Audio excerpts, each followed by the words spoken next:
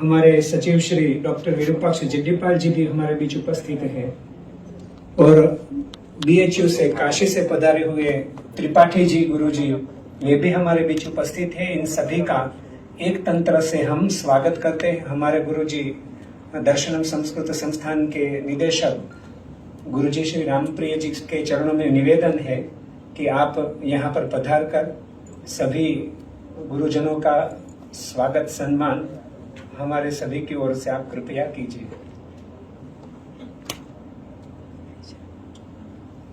हम भगवान के जय घोष से इस स्वागत विधि का आरंभ करेंगे। बोलो वेद नारायण भगवान की जय। लक्ष्मी नारायण देव की जय। नर नारायण देव की जय।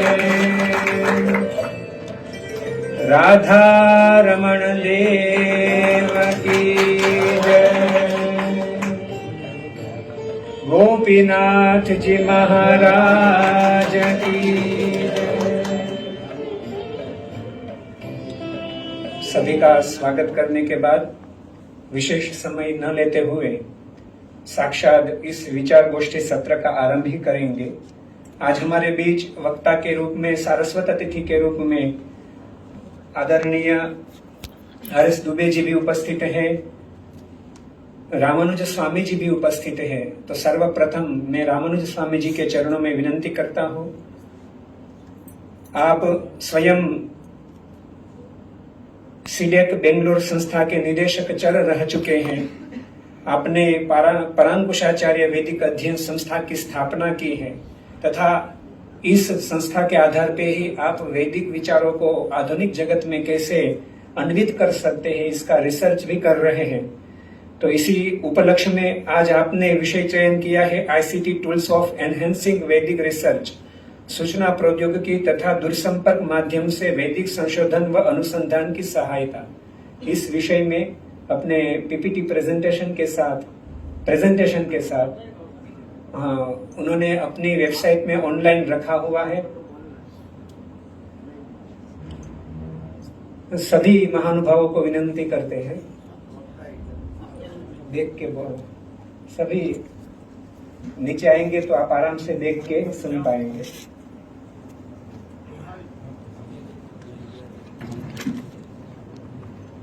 अधिक समय न लेते हुए मैं स्वामी जी से ही विनती करता हूँ, रामानुज स्वामी जी से, कि आप मंगल उद्बोधन कृपया प्रारंभ कीजिए।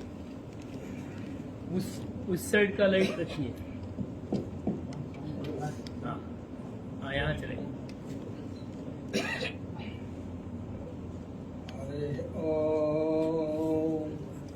ईडामहे देवागं ईडेन्याने नमस्याने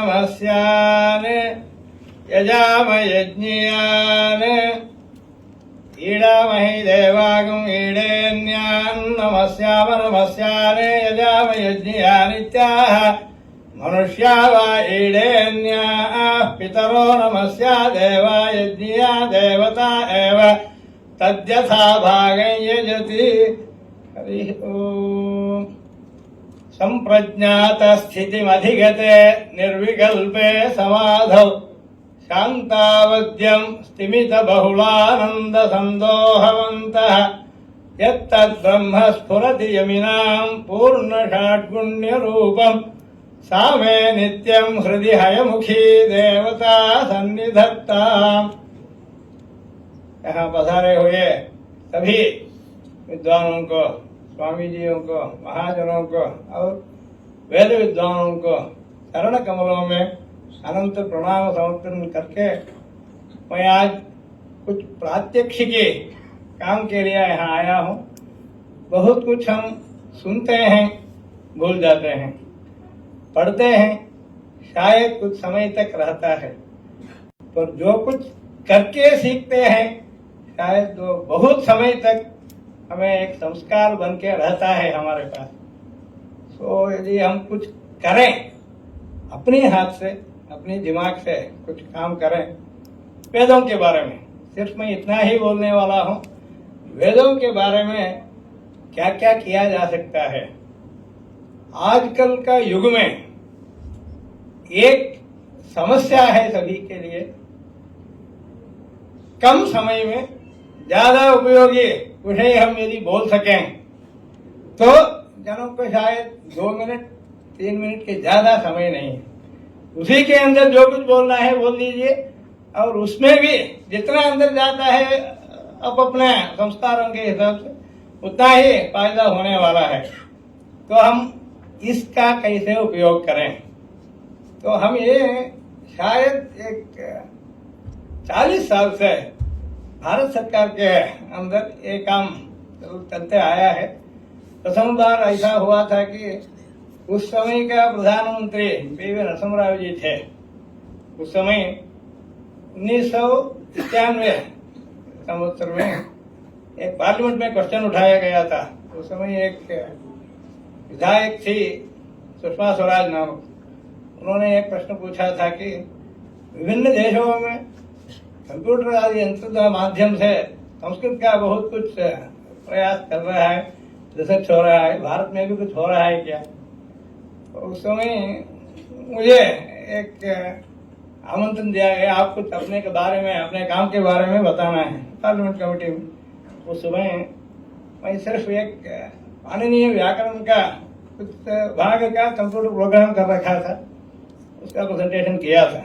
उस समय उस प्रधानमंत्री जी का एक प्रेरणा ऐसा हुई कि ये मुझे एक संतोष का बात है, आप पारंपरिक वेद विद्वान भी है, कंप्यूटर साइंटिस्ट भी है, ये मुझे बहुत अच्छा लग रहा है, और आप इसका दोनों का उपयोग सब तक आप ले जाना है, भारत आदि आद्यंत जाना है। आप मुझे बहुत कुछ तकलीफ है, हम सिर्फ कुआं का पानी ही पीते हैं, बाहर स्वयं पाके है वह नहीं है जा पाते हैं, ऐसे प्रॉब्लम्स हैं। तो उन्हें बताया वो बहुत आसानी से निपट सकता है, इसके लिए आदमी नहीं है, तो आप जरूर आप जो करना है कर लिए, हम आपका जो सहाय चाहिए हम दे देंगे। उस समय एक प्रारंभ हुआ काम, देशिका नामक एक सॉफ्टवेयर हमने बनाया था। विशिष्टाद्वैत में वेदांत देशिका नामक प्रसिद्ध आचार्य हैं, मैं उनका अनुयायी हूं करके एक सॉफ्टवेयर किया था। उन्होंने पूछा कि क्या होता है देशिका, तो मैं बताया ये देशिका माल है, इसका देसी कमाल ऐसा भी पद विभाग किया जा सकता है। देशिका माल है यदि बताते हैं, पद विभाग, पदवी भाग भी हो सकता है, पद विभाग भी हो सकता है, विषयज्ञ लोग विषय यज्ञ भी कर सकते हैं, विषयज्ञ भी हो सकते हैं। ऐसा है कि ये शब्द का, शब्द शास्त्र का, वेदों का मेरा ये मानना है, हम अब तक ये काम किया है। व्याकरण सब वेदांग रूप से महर्षि पाणिनि ने बताया, न ताकि कंप्यूटर के लिए उपयुक्त हो, उनका सिर्फ इतना था कि रक्षार्थम वेदानाम अध्ययनम व्याकरणम, ये उनका मानना था। तो हम एक प्रारंभ प्रयास किया था 14 विद्या स्थानों में, चारों वेदों का 6 वेदांग हैं, 4 उपांग हैं, इन सभी का ग्रंथों का पहले एकत्रीकरण है। ये एकत्रीकरण में क्या अपेक्षित है, 2 चीज हमें चाहिए। आज हम में जो कमी है और आधुनिक जगत में जो फायदा है, 2 आइटम्स हैं। एक होता है वेग, स्पीड बोलते हैं। अब कंप्यूटर्स के बारे में हम बोलते हैं गीगाबाइट्स, टेराबाइट्स, पेटाबाइट्स ऐसे बोलते हैं।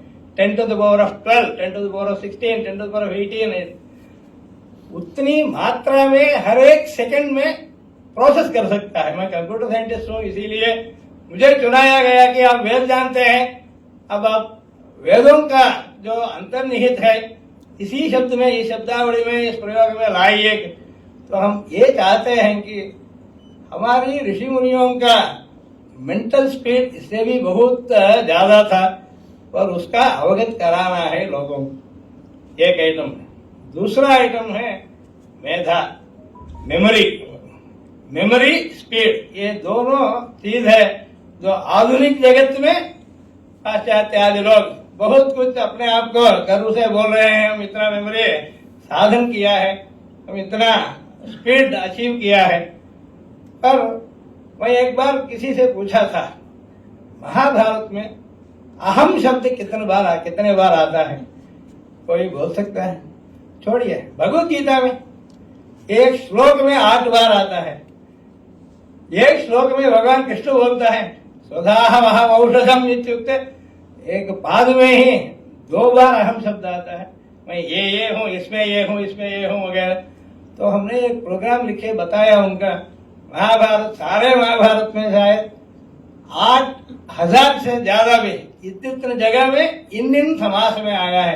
एक प्रोग्राम हमने लिखा था, पूरा महाभारत का विग्रह सहित एक सॉफ्टवेयर बनाया, एक ही साल लगा इसमें। ऐसे बहुत कुछ काम हम कर सकें। आज हम ये दिखा रहे हैं कि किसी के पास पदपाठ का पूरा परिष्कृत रूप हो, किसी शाखा का हो, तो उससे उनका ज्ञान बढ़ना है। ये होता है कि परस संधिकर्ष संहिता अस्ति, पदपाठ का संधि नियम से जोड़कर संहिता बना सकते हैं। क्रम होता है, जटा घना आदि विकृति पाठों कर सकते हैं। पद प्रकृति संहिता, ये एक चीज होता है। दूसरा है संहिता आदि होता है सबका, क्योंकि उसमें छंदस है, पदपाठ में छंदस नहीं होता। इससे क्या होता है, पद प्रकृति संहिता, उसमें पदम प्रकृति ही यस्य, बहुरी भी हो सकता है, पदस्य प्रकृति ही ये भी हो सकता है। पदस्य प्रकृति ही कदाचित, पदम प्रकृति ही यस्य अन्यत्र भवति। हम ऐसा किया है, अब यहाँ शायद देख पाएंगे। और इसमें दूसरी बात हमने किया है, किसी भारतीय लिपि में आप ये पूरा देख सकते हैं। इसके लिए इसी लिपि चाहिए ऐसा नहीं है। देखिए, यहाँ का लोगों के लिए अब ये आ गया विद्यास्थानानि, ऐसे आप तो गुजराती में देख रहे हैं। मुझे गुजराती आना नहीं चाहिए, सिर्फ एक कोड से, कंप्यूटर कोड से हम परिवर्तित कर सकते हैं, परिवर्तन कर सकते हैं जिसको जो चाहिए, पर वो उसमें नहीं, फिर से काम करना नहीं है। हमने ये बोला था कि टेलीफोन में किस भाषा में हम संपर्क कर सकते हैं, कोई पूछता है, प्रश्न ही असाधु बोलेंगे हम। वो बोलने वाला, सुनने वाला, इन दोनों को जो भाषा आता है, टेलीफोन बीच में कुछ नहीं करता है, एक माध्यम है। कंप्यूटर भी ऐसा है, किस भाषा में आपको काम करनी है, कंप्यूटर बाधा नहीं डालती है। हमें वो टेक्नोलॉजी जाननी है। हम इसके लिए 30 साल पहले मैंने एक स्टैंडर्ड किया था, उस तक अमेरिकन स्टैंडर्ड था, American standard code for information interchange. हमने Indian standard code for information interchange बनाया, वो 1991 में ये दिखाया गया था पार्लियामेंट। उसके हिसाब से उस समय 13 शाखाएं हमारे पास थे। उन 13 शाखाओं में भी क्या क्या स्वरांकन प्रक्रिया होता है, उन सब हमें इसमें अंतर्योजित किया है। इससे क्या होगा, आपका यदि माध्यंतर शाखा में विभिन्न अनुस्वार के लिए विभिन्न अंकन किया जाता है, विसर्ग के लिए कुछ होता है, कंप के लिए कुछ होता है, कृत के लिए कुछ जो लोक में नहीं है, लौकिक संस्कृत में नहीं है, सिर्फ वैदिक संस्कृत में है, उनके लिए जो जो चाहिए वहाँ मेरे भाष्य हो। ऐसे मैं सिर्फ आपको ये दिखा रहा हूँ कि तैत्रीय शाखा का परिपूर्ण ग्रंथ मैंने स्वयं डाला है, मुझे गणांत अध्ययन किया गया है, मैंने चारों वेदों का भाष्य बढ़ाया है, पढ़ा रहा हूँ, ये हो रहा है। पर एक शाखा का पूरा मैं 40 साल से बहुत लोगों को गणांत अध्यापन भी किया है, तो उसी के साथ षडंग वेदाध्ययन का अर्थ भी बोल रहा हूँ, वो सब इसी साइड से हो रहा है। ये बहुत छोटी रूप से प्रारंभ हुआ था, आज भी बढ़ रहा है, आज भी कुछ ऐड हो रहा है। तो कल आप देखे तो और ज्यादा कुछ हो सकता। उसमें क्या है, अब देखिए ऋग्वेद, यजुर्वेद, सामवेद, ऐसा पहले उसका विभाग होगा, उसमें कृष्ण यजुर्वेद को आता हूँ, उसमें भी मूल पाठ ऐसा लेफ्ट साइड में आप देखना है, प्लस प्लस प्लस करके वो बढ़ता जाएगा। शायद अभी 1500 ग्रंथ है इसमें, वैदिक संबंधी ग्रंथ, पूर्ण ग्रंथ है।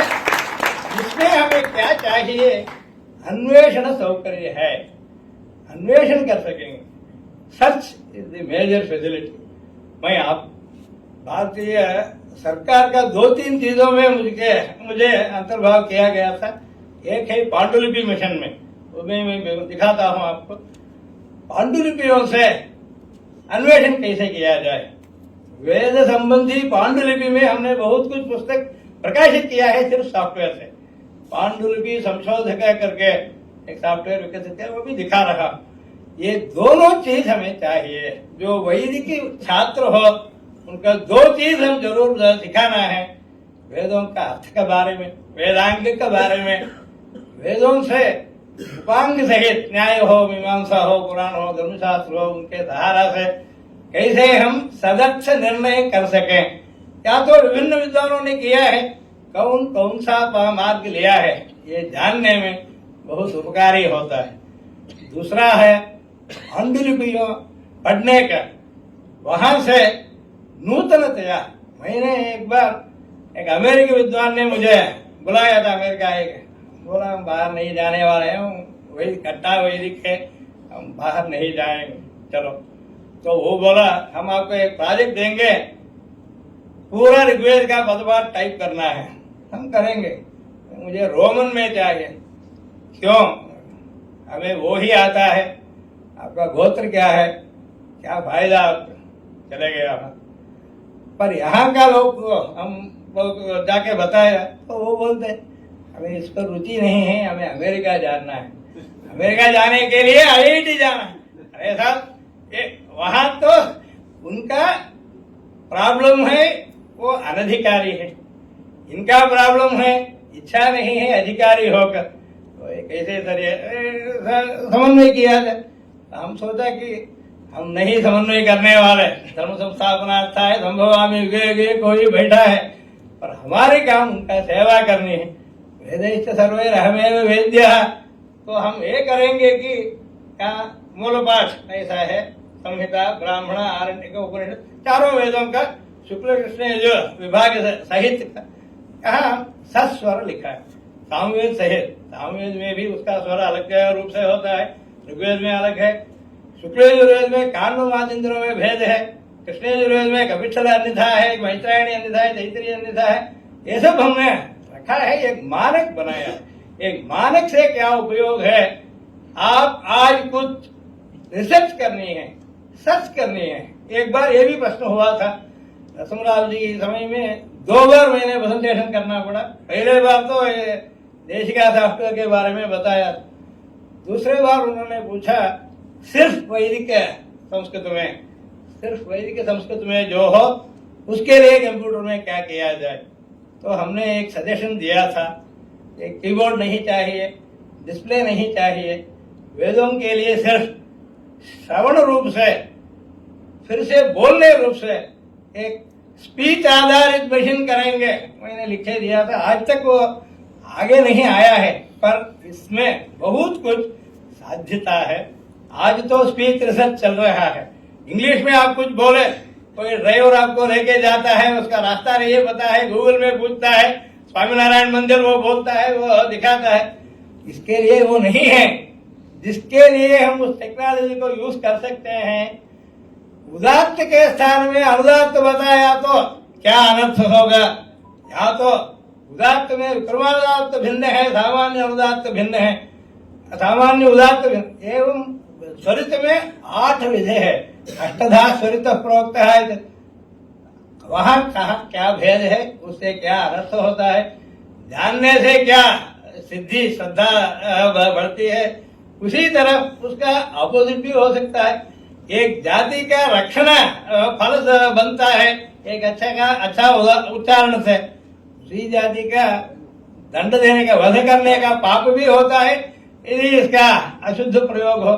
तो हम जब पढ़ाते हैं उसी समय उसका गरिमा का भी, से बनने वाला प्रयोजन का भी यदि हम सिखाते हैं तो क्या होगा। आज मैं प्रसन्न हूं कि राज्यपाल जी ने इसके बारे में भी बताए। वेदों का रक्षण एक तरह है, मूल रक्षण एक है, अर्थतः रक्षण दूसरा है, तीसरा भी हम बोल रहे हैं प्रयोगतः रक्षण है। जैसा यज्ञ का अनुष्ठान हो तो प्रयोग से संरक्षण, ज्योतिष तथा कल्प वेदांग प्रयोग से रक्षण करता है। शिक्षा और छंदस अक्षरतः वर्णतः रक्षण करता है। व्याकरण और निरुक्त अर्थ से रक्षण करता है। वर्ण अर्थ प्रयोग स्तर में दो वेदांग मिलकर षट वेदांगों से 3 प्रकार का उपकार हमें मिलता है। तीनों का हम यहाँ समावेश किए है। ये सिखाने का लायक है। अब 30 साल बाद मैं कुछ विश्वास से बोल सकता हूँ कि 1 साल 2 साल तक बढ़ने के लिए सतत रूप से कुछ रेडी है, पर ये आगे बढ़ना है। बढ़ाने वाला कौन है?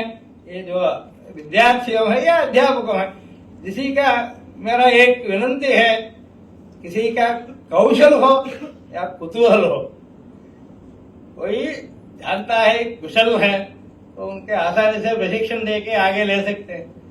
कुछ नहीं जानता कोई पर कुतूहल है, जो बोले हम बस हमें इन दोनों में से कोई मिले, एक आदमी मिले, फिर भी क्या होगा, उतनी तक हम आगे ले सकते हैं इसका। अब देखिए इसमें संहिता ऐसा हम चूज करते हैं, विभिन्न कांड का, विभिन्न प्रश्न का, विभिन्न अनुवाक का हम मूल। अभी मैं वेद पारायण करता हूँ, हर दिन पारायण करता हूँ, ये भी यूज करता हूँ। कभी कभी यदि त्रुटि है तक्षण वही आप एडिट भी कर सकते हैं। कुछ मिस्टेक है इमीडिएटली एडिट कर सकते हैं। पुस्तक छपने में भी ये सुविधा हमें नहीं, दूसरी मुद्रण करना पड़ती है या तो शुद्धाशुद्ध पत्रिका लिखना पड़ती है। पर इसके जगह में अब कुछ देखा हम नहीं, कोई भी देखता है तत्क्षण है, वहां जाकर हम ठीक कर सकते हैं। वो ठीक हुआ या नहीं सर्च करके देख सकते हैं। ऐसे कुछ ये फैसिलिटी इसमें है।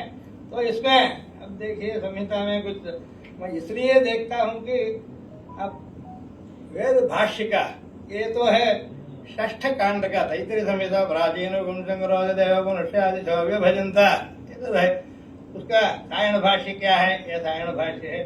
ऊपर अब जब आप देखेंगे पदपाठ चाहिए, इसका पदपाठ देख सकेंगे।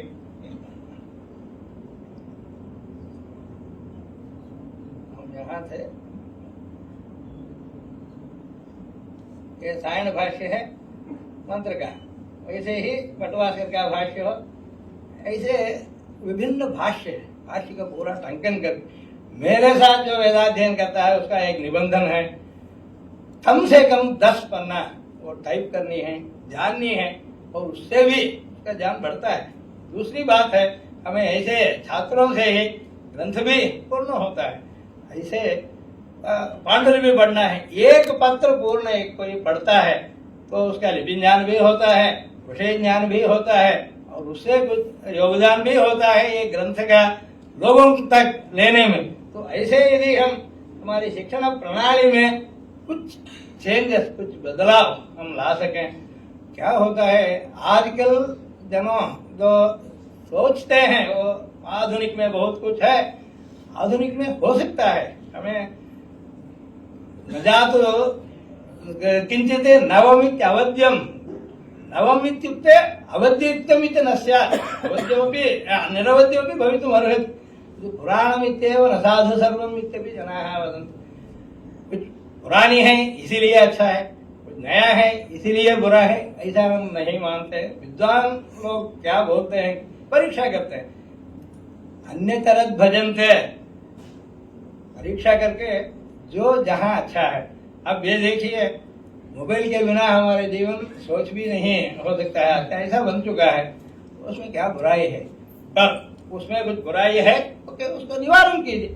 शरीर में भी बुराई है तो क्या कर सकते हैं? कपवात पित्त में समानता न होती है तो क्या करते हैं? वैसे ही हमें समाधान ढूंढना है। पर हमें जो चाहिए पुस्तक हमें वो जो ले सकेगा, टेक्नोलॉजी हो, हम ये चाहते हैं। आजकल बहुत छोटे बालकों से भी कंप्यूटर चाहिए, या तो मोबाइल चाहिए, या तो कुछ देखने के लिए, एक्शन के लिए चाहिए बोल रहे हैं। ठीक है, उसी श्रद्धा को यदि हम विषय में परिवर्तित कर रहे हैं। हमें ये भी एक ट्रायल किया था, हमारी एक वेबसाइट है, यूट्यूब चैनल है, जिसमें हम ये सोचा वेद का कथाएं के बारे में कुछ हम बताएं लोगों को। वेद में कथाएं होते हैं, आज राजपाल जी भी बता रहे थे। उसमें हमने एक सोचा ठीक है अब देखिए यहाँ सर्च कर सकते हैं।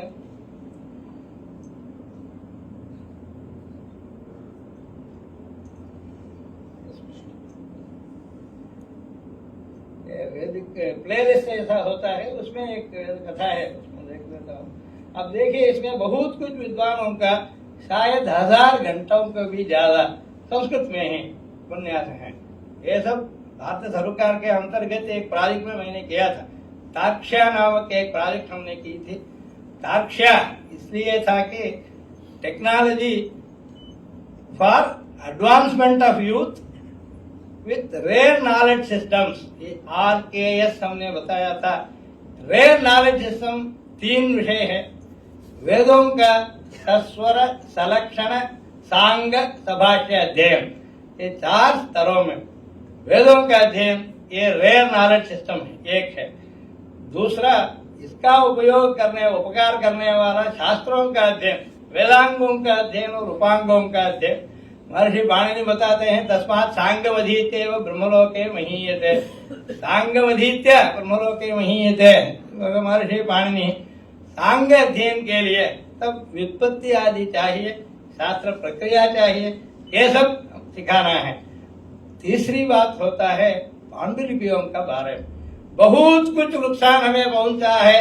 बाहरी जनों ने, जैसा मैक्स मुलर ने कुछ ऋग्वेद का परिष्करण किया, बाद में क्या हुआ, लोगों ने मूल पांडुलिपि देखने ही छोड़ दिया। पर हमने ये किया है 92 में, एक पेंसिल्वेनिया यूनिवर्सिटी एक प्रोफेसर एक टाइप करवा के दिया, रोमन लिपि में पूरा ऋग्वेद का अखबार टाइप करके दिया। प्रोफेसर कार्डोना है, जॉन कार्डोना, उन्होंने हमें आकर बताया। पर मैं बोला 1 साल रुकिए, मैं खुद पूरा इसको टाइप करके बाद में कंपेयर करके बताऊंगा आपको ठीक है या नहीं।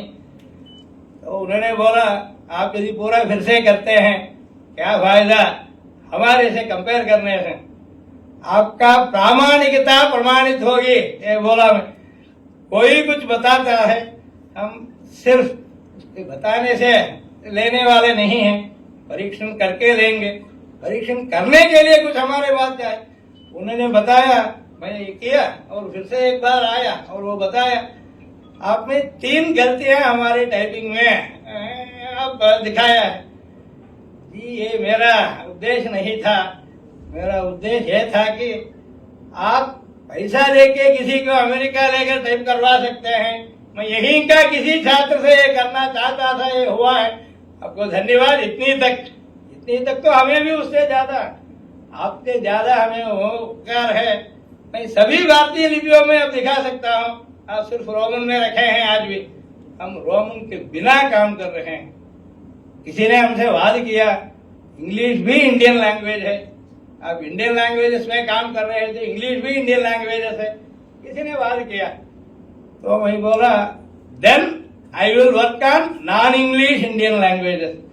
तो मुझे इंटरेस्ट है इंग्लिश के अलावा जो भारतीय भाषा, उसके लिए 100 लोग हैं, यहाँ तो कोई आदमी नहीं है। हमें इसमें दिलचस्पी है, ये चाहिए हमें, क्योंकि न केवल वेद, न केवल एक शास्त्र या पुराण, जितनी भी वाङ्मय हो ये सब भी हमारी भाषाओं में, न केवल संस्कृत में, विभिन्न प्रांतीय भाषाओं में बहुत कुछ ऐसा साहित्य है हमारे परंपरा के बारे में, हमारे संस्कृति के बारे में, हमारे कलाचार के बारे में, हमारी सोच के विचारधारा के बारे में बहुत कुछ ऐसा है।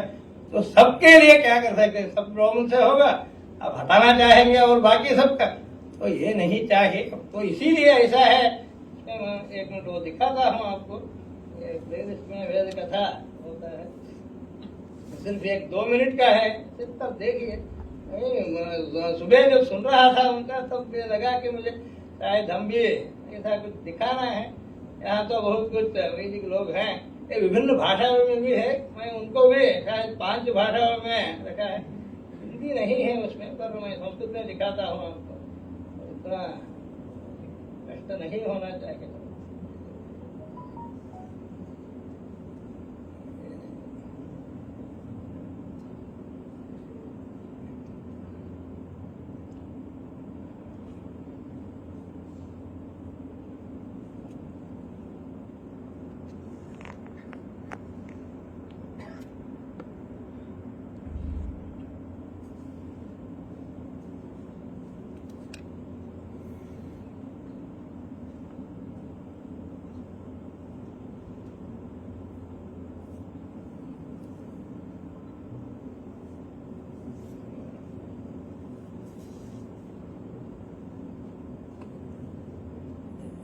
मैं पहले हिंदी में बताता हूँ क्योंकि हिंदी में सुनी है और बाद में और दिखाता हूँ, सिर्फ इसके लिए कि बच्चों लोग ये पसंद करते हैं आजकल देखने में, इसलिए वो किया गया था।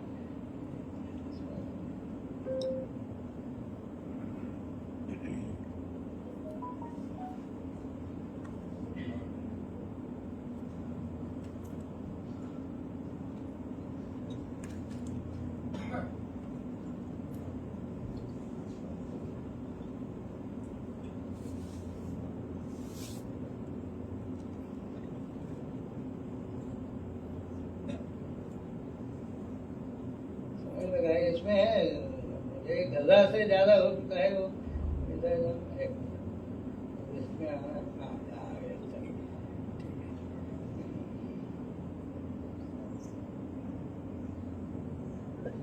जो एडवर्टाइजमेंट वगैरह होता है वो सब हम उसका कैसे भी निकालना होगा।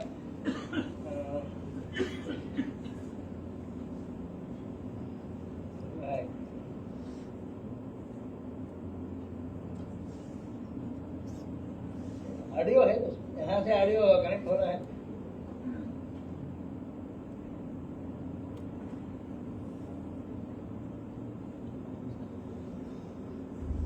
हाँ कुछ प्ले हो रहा है तो वहाँ यूट्यूब में आप रन कर सकते हैं, तो ये लिंक लगा दीजिए किसी से, मेरे उसी के लिए नहीं है।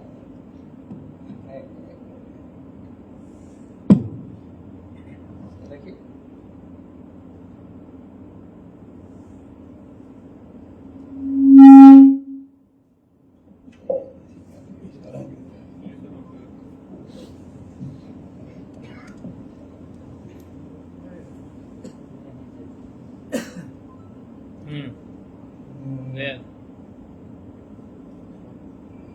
प्ले नहीं किया।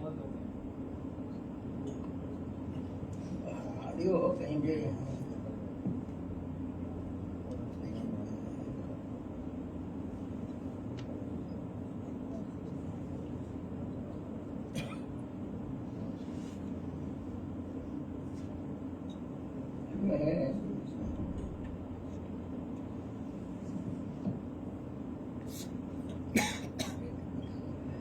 किसी के मोबाइल में आप ये देख सकते हैं, तो एक बार देख लीजिएगा। एक मिनट लिंक में रामपुर कंप्यूटर में लिंक है।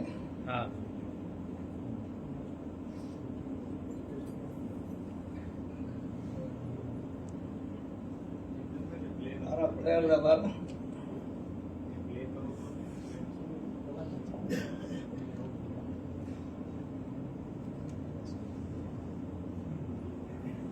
अच्छों से भी कुछ बातें अनदेखी रह जाती है।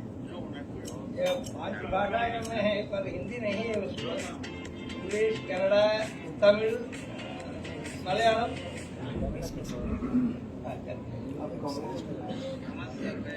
मैं आपको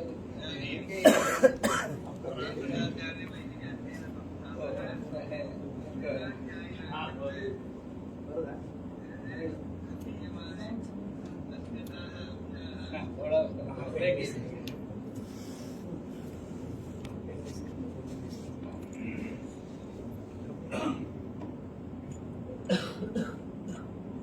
अब देखिए, ये एक उपाख्यान है। मनु ने अपनी आय का विभाग करना शुरू किए। उनको बहुत पुत्र थे। मनु पुत्रेभ्यः दायं व्यभजत, ऐसा तैत्तिरीय संहिता में आता है। और एक शाखा में बताया गया है 55 पुत्रों थे उनका, ऐसा और एक शाखा में है, वो भी हमने इसके साथ जुड़ा है। पुत्रेभ्यः यहाँ बताया गया है, पर कितने पुत्र थे उसमें से एकमात्र पुत्र गुरुकुल में वेदाध्ययन करता था, उसको इन्होंने भूल गया। बाकी सबको बांट लिया उनका दाय। मनुपुत्रेभ्यो दायं व्यभजत नाभानेदिष्ठं ब्रह्मचर्यं वसन्तं निरभजत।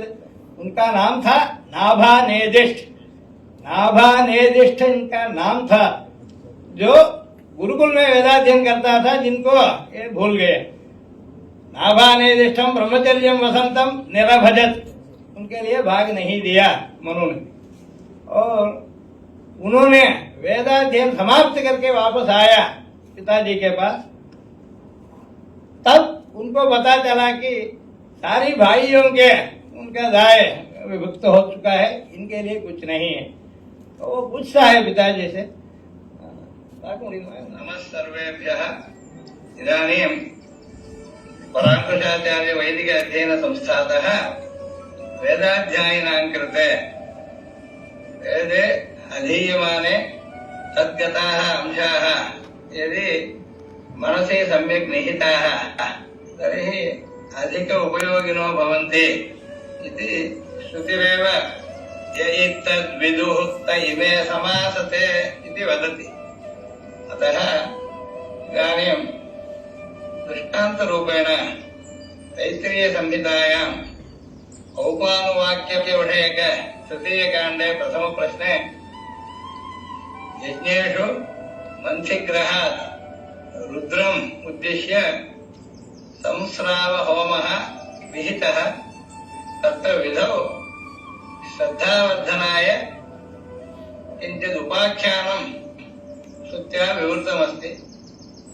एतत् अध्येतॄणाम् अत्र किञ्चित् उपाख्यानं निहितं तत्र एतदुक्तम् इति यदि झटिति न ज्ञायते तज्ज्ञापनाय अस्माभिः कश्चन प्रक्रमः आरब्धः। कृपया अवलोक्य अभिप्रायान् निवेदयन्तु इति प्रार्थयामः।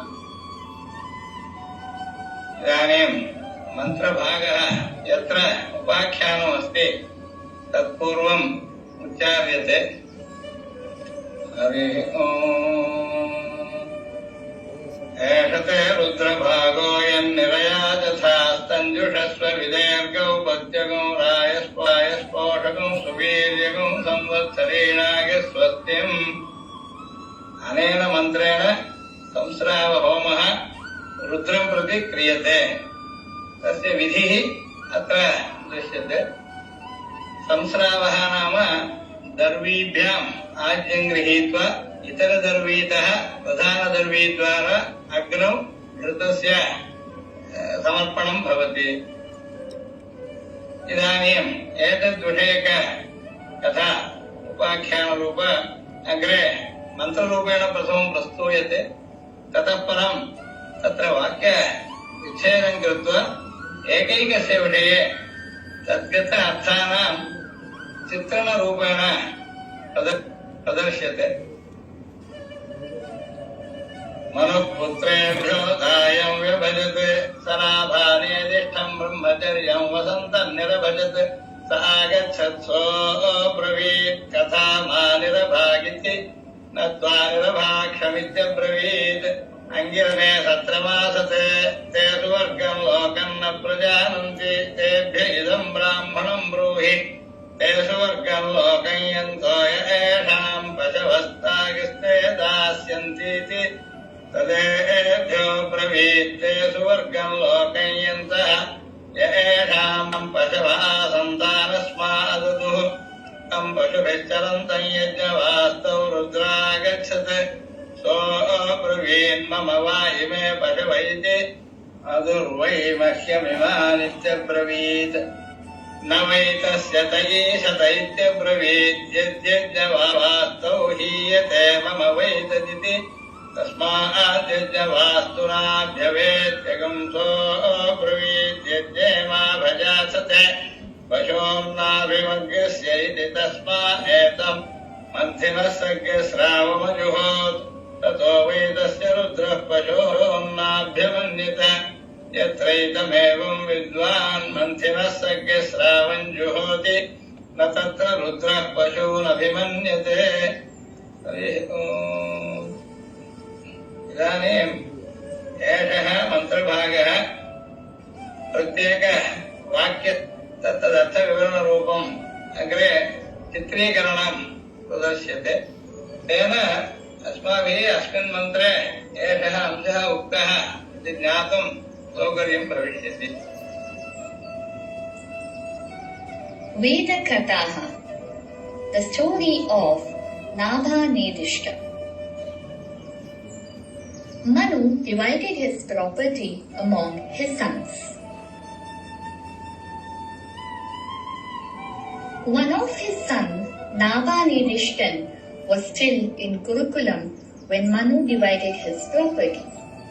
So he was deprived of his share. Nabanidishtan completed his education and left Gurukulam with the permission of his Acharya. When he came back, he saw his brothers were given a share in his father's property, while he had not received anything. He went to his father and asked him, "I have been deprived of my share. Kindly advise." Manu replied, "I have not deprived you of your share. The Angirasas who are nearby are performing a yajna. They cannot attain Svarga as they are confused about the mantra to be recited."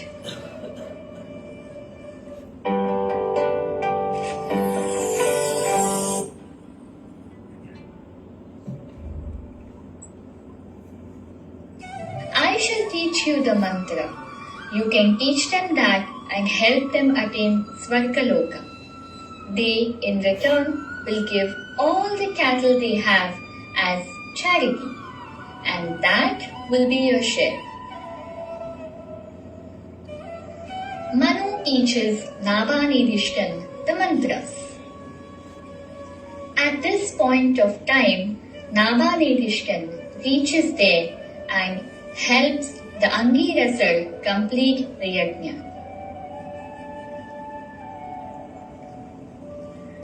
Angirasars are pleased as they have completed their yajna and can now attain Svargaloka without any hindrance. Before going to the Svargaloka, they offer all the cattle they have to Nabanidishtan.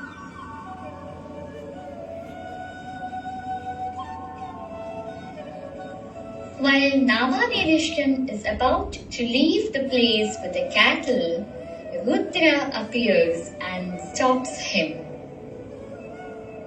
He says he is Pashupati and the cattle in the Yajnashala belongs to him. Nabanidishtan says that Angirasars have given the cattle to him as charity. Rudra says they do not have the right to give it to him, as anything left in the Yajnashala belongs only to him. Nobody has the right to resort to the place of sacrifice. Nabanidishtan asks Rudra to help him. Rudra then asks Nabanidishtan to perform a homa.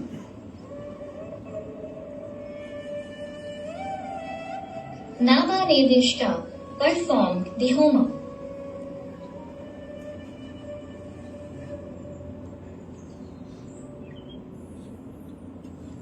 Nabanidishtan performs that yajna and Rudra now leaves the yajnashala without the cattle. Thus, one who does this homam will not face any trouble from Rudra and their cattle will be safe.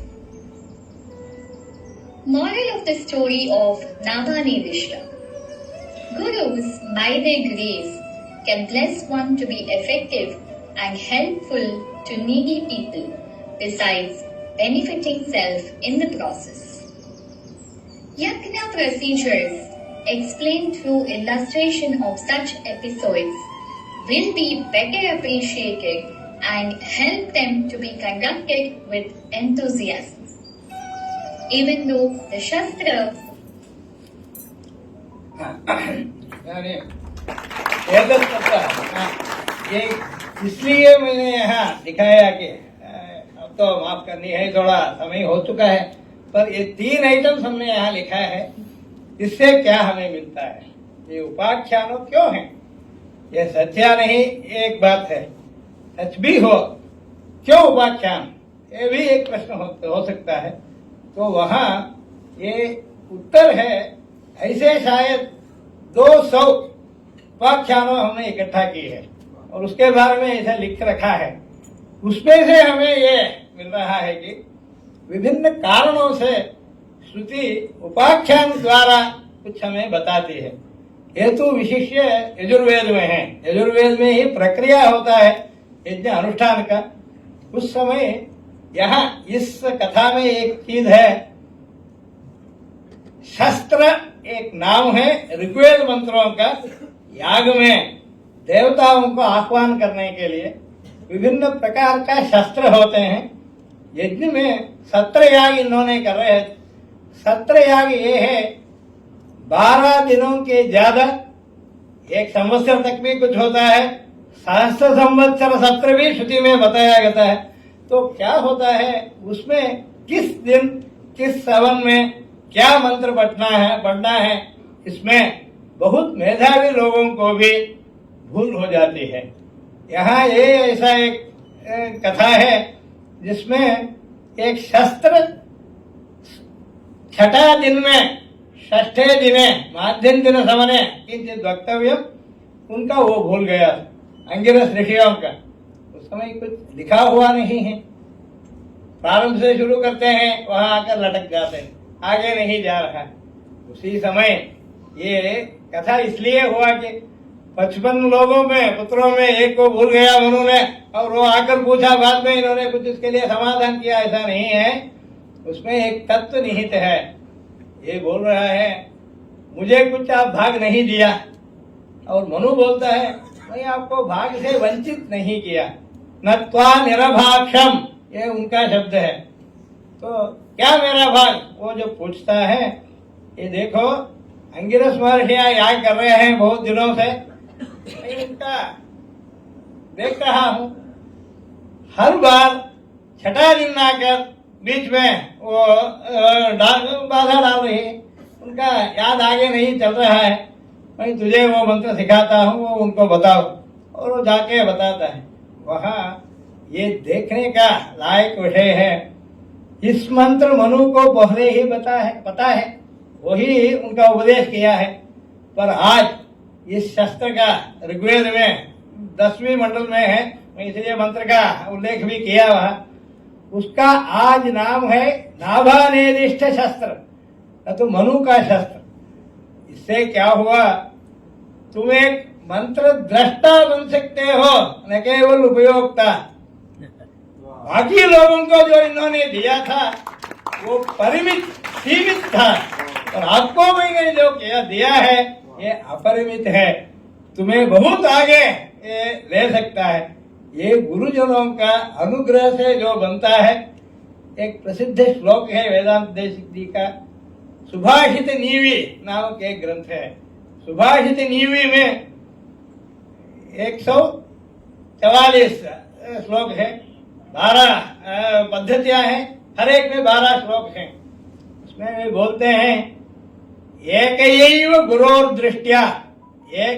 गुरोर्दृष्ट्या द्वाभ्याम वापि लभेत यत् न तत् तिसृभिः अष्टाभिः सहस्रेणापि कश्चित् त्रिलोचनः विद्यते, कश्चित् अष्टलोचनः चतुर्मुखः ब्रह्मा अस्ति, कश्चित् सहस्राक्षः भगवान् भवति, कस्यचित् तिसृभिः अष्टाभिः सहस्रेणापि न भवति, यत्तु एकैव गुरोर्दृष्ट्या भवति द्वाभ्यां वापि।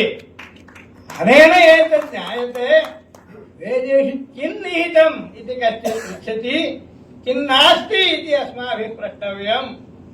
एवं यदि वयं जानीमः, एतदपि केवलं स्मरणार्थं वदामि। तत्समये यदा मया नरसिंहराव प्रति एकं प्रेजेण्टेशन् कृतमासीत्, तत्समये सामान्येन जनानां मनसि कश्चित् IAS आफीसर् अस्ति तत्र, सः माम् आगत्य वदति, भोः भवान् अवश्यं वै संस्कृत इति विषये किञ्चित् वक्तव्यं भवता। संस्कृतं कुतः इति अस्माभिः समर्थनीयम् इति सः चिन्तयति। मया तत्र लिखितं वै नाट् संस्कृत इति अहं लिखितवान्।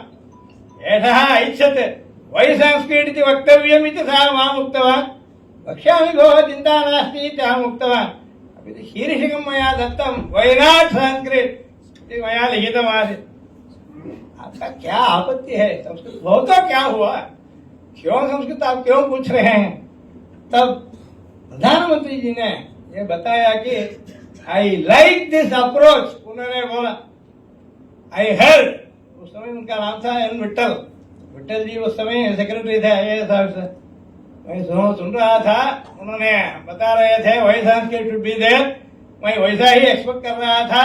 और आपने लिखा है वही नॉट संस्कृत, हम बहुत प्रसन्न हुए बोल रहे, क्योंकि वो कॉन्फिडेंस जो है, कोई कुछ बताता है, किसी ने कुछ पूछा, हम इसीलिए थक जाना नहीं है, हम भी फिर से पूछ सकते हैं। कोई आकर पूछता है, हमारे तमिल भाषा में एक कहावत है, पादरी नामक शब्द है, ये ईसाई लोगों का जो मत प्रचारक है उनका पादरी बोलते हैं।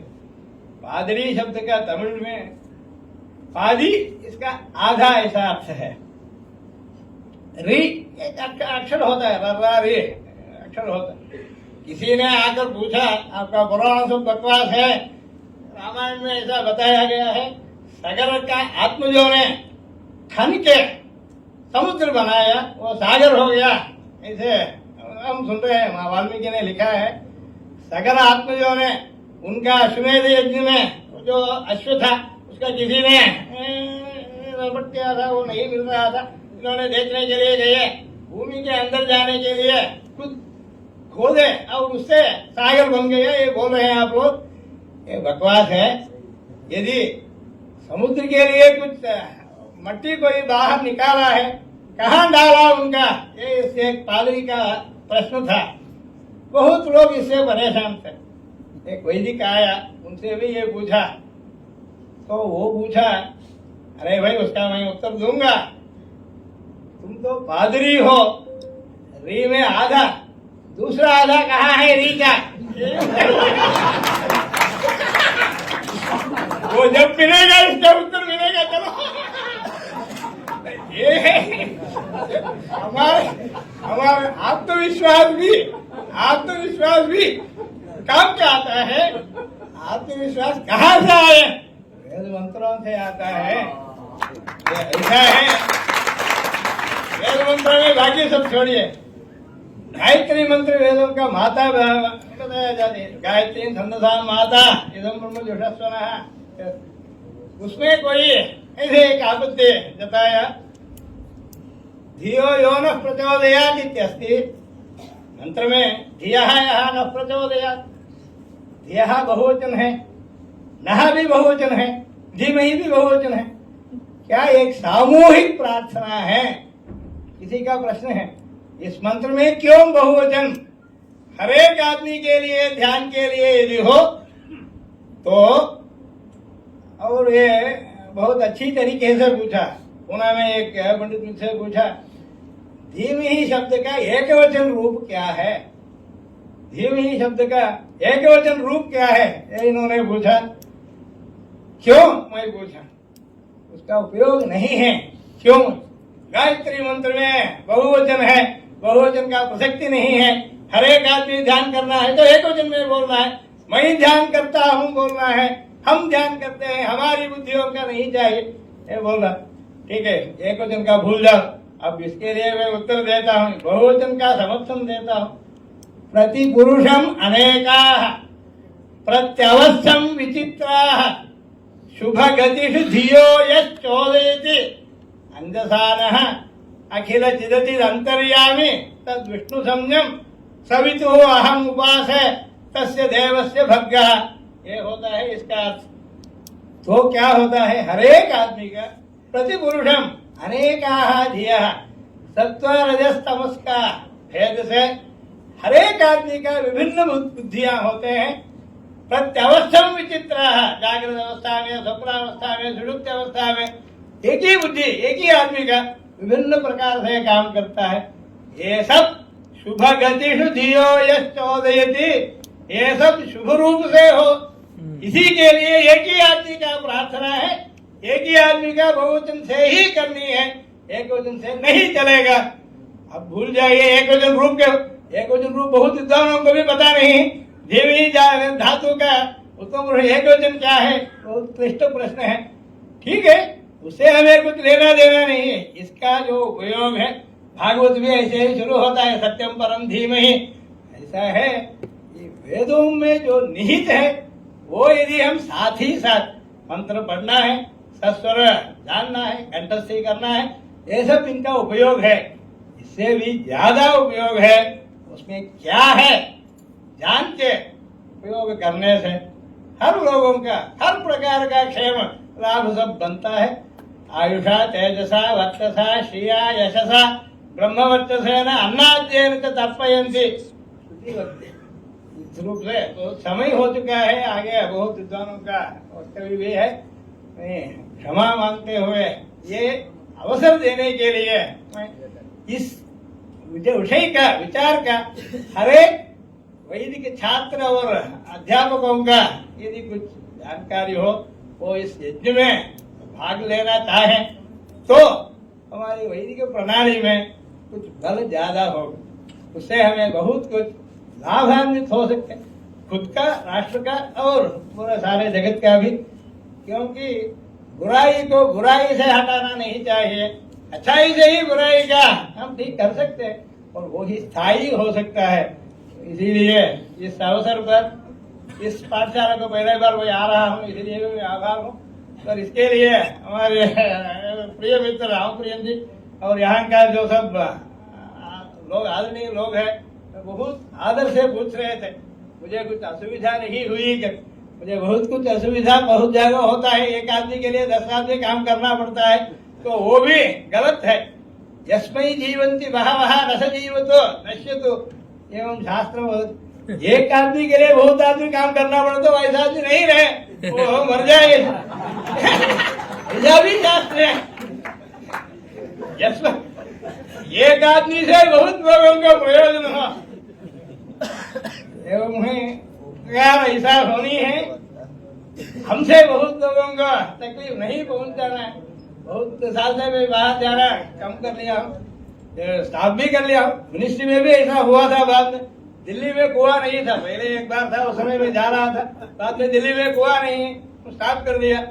एक बार हमारे पूर्व चीफ जस्टिस में है वेंकटाचलैया जी एक बार मुझे एक फोन किए, आपको मंत्रालय से एक फोन कॉल आएगा। उस समय कपिल सिब्बल थे मिनिस्टर, उनका कॉल आया, हमें आप एक मीटिंग के लिए आना है, वेदों के बारे में कुछ हम करना चाहते हैं। और उन्होंने हमारे गुरु जी है वेंकटाचलैया जी, उन्होंने बताया है। साथ में वो ये भी बोले मीटिंग 3 बजे है, आप खाना खा के आफ्टरनून फ्लाइट लेके आकर सायं संध्या के लिए वापस फ्लाइट में जा सकते हैं। 2 घंटे सिर्फ यहाँ रहना है आपको दिल्ली में, आपका पूरा नियम हमने गुरु जी ने बताया है। बाद में ऐसा हो रहा है यदि जाना पड़ा दिल्ली तो 1 घंटा 2 घंटे के लिए होता है, सिर्फ हमारा काम करके आ रहे। इसलिए है कि नियमेषु तपश्शब्दः, तपश्शब्द इसको बोलता है आगे के आने वाले कलयुग में तपस्वियों नहीं होते हैं। अपस्त मुझे बता दें धर्मसूत्र में, अवरेषु ऋषि न जायते, अवरेषु अर्वाचीनेषु ऋषि न जायते, इनका सूत्र है। तो कोई पूछा है आपको क्यों आश्चर्य है भाई, आप मर रहे और किसी को वार्षिक मिले तो आपको क्या नुकसान है? कारण बोलते हैं अवरेषु ऋषि न जायते नियमाभावात्। तो क्या होता है नियम? नियमेषु तपश्शब्दः, तपस्या होता है जो भी हो मैं इसको नहीं छोड़ने वाला, ऐसा कुछ धृति हो किसी के ऊपर, धर्म के ऊपर, तब उसका तपशब्द होता है। हर एक आदमी तपस्वी हो सकता है, पर उसमें भी ज्यादा का तपस्या है। तैत्तिरीय में बताया गया, स्वाध्याय प्रवचने एवेति नाको मौद्गल्य तद्धि तपस् तद्धि तपः। स्वाध्याय और प्रवचन जो है वो ही तप है।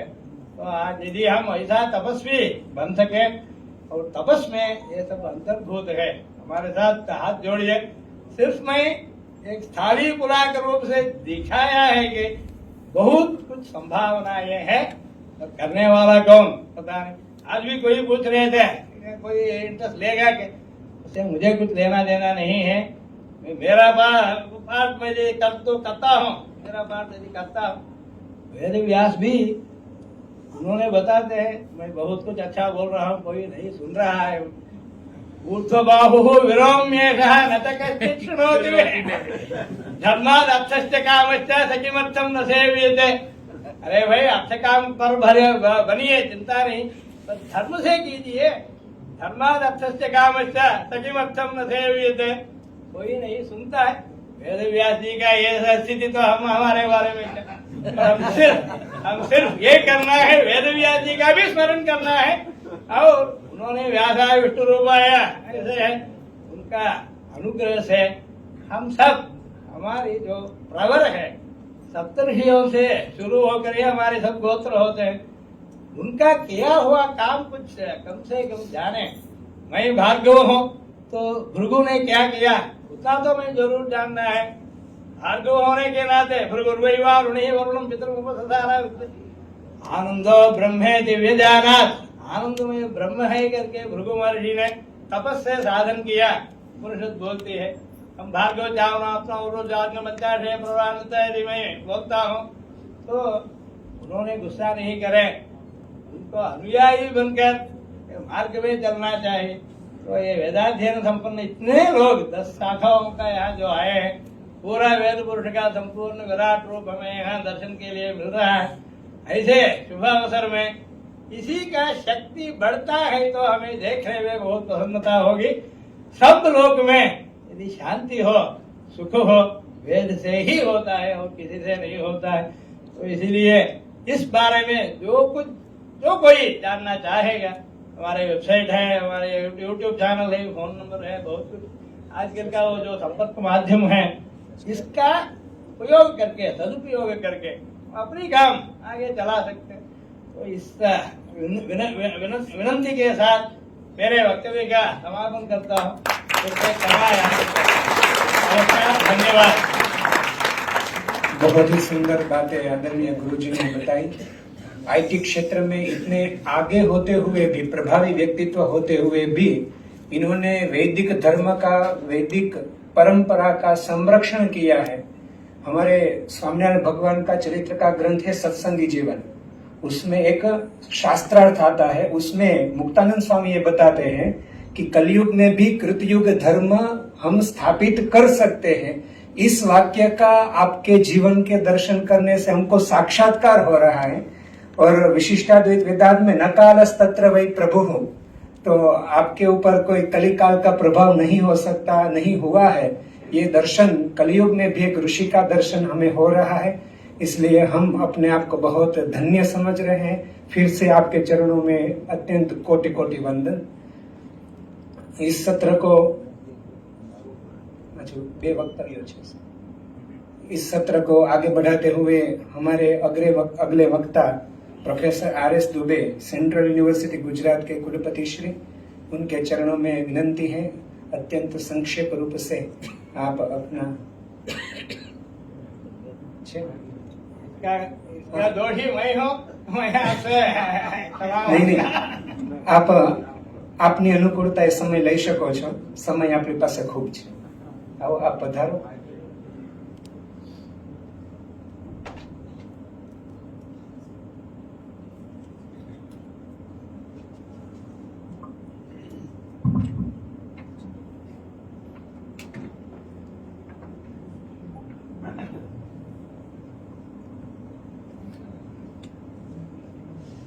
परम पूज्य स्वामी जी महाराज के चरण कमलों में साष्टांग प्रणाम। आप सभी विद्वत जनों को प्रणाम। मंचासीन गुरुवर को प्रणाम।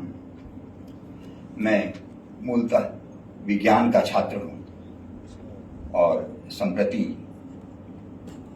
गांधीनगर स्थित केंद्रीय विश्वविद्यालय में कुलपति के दायित्व का निर्वहन कर रहा हूँ।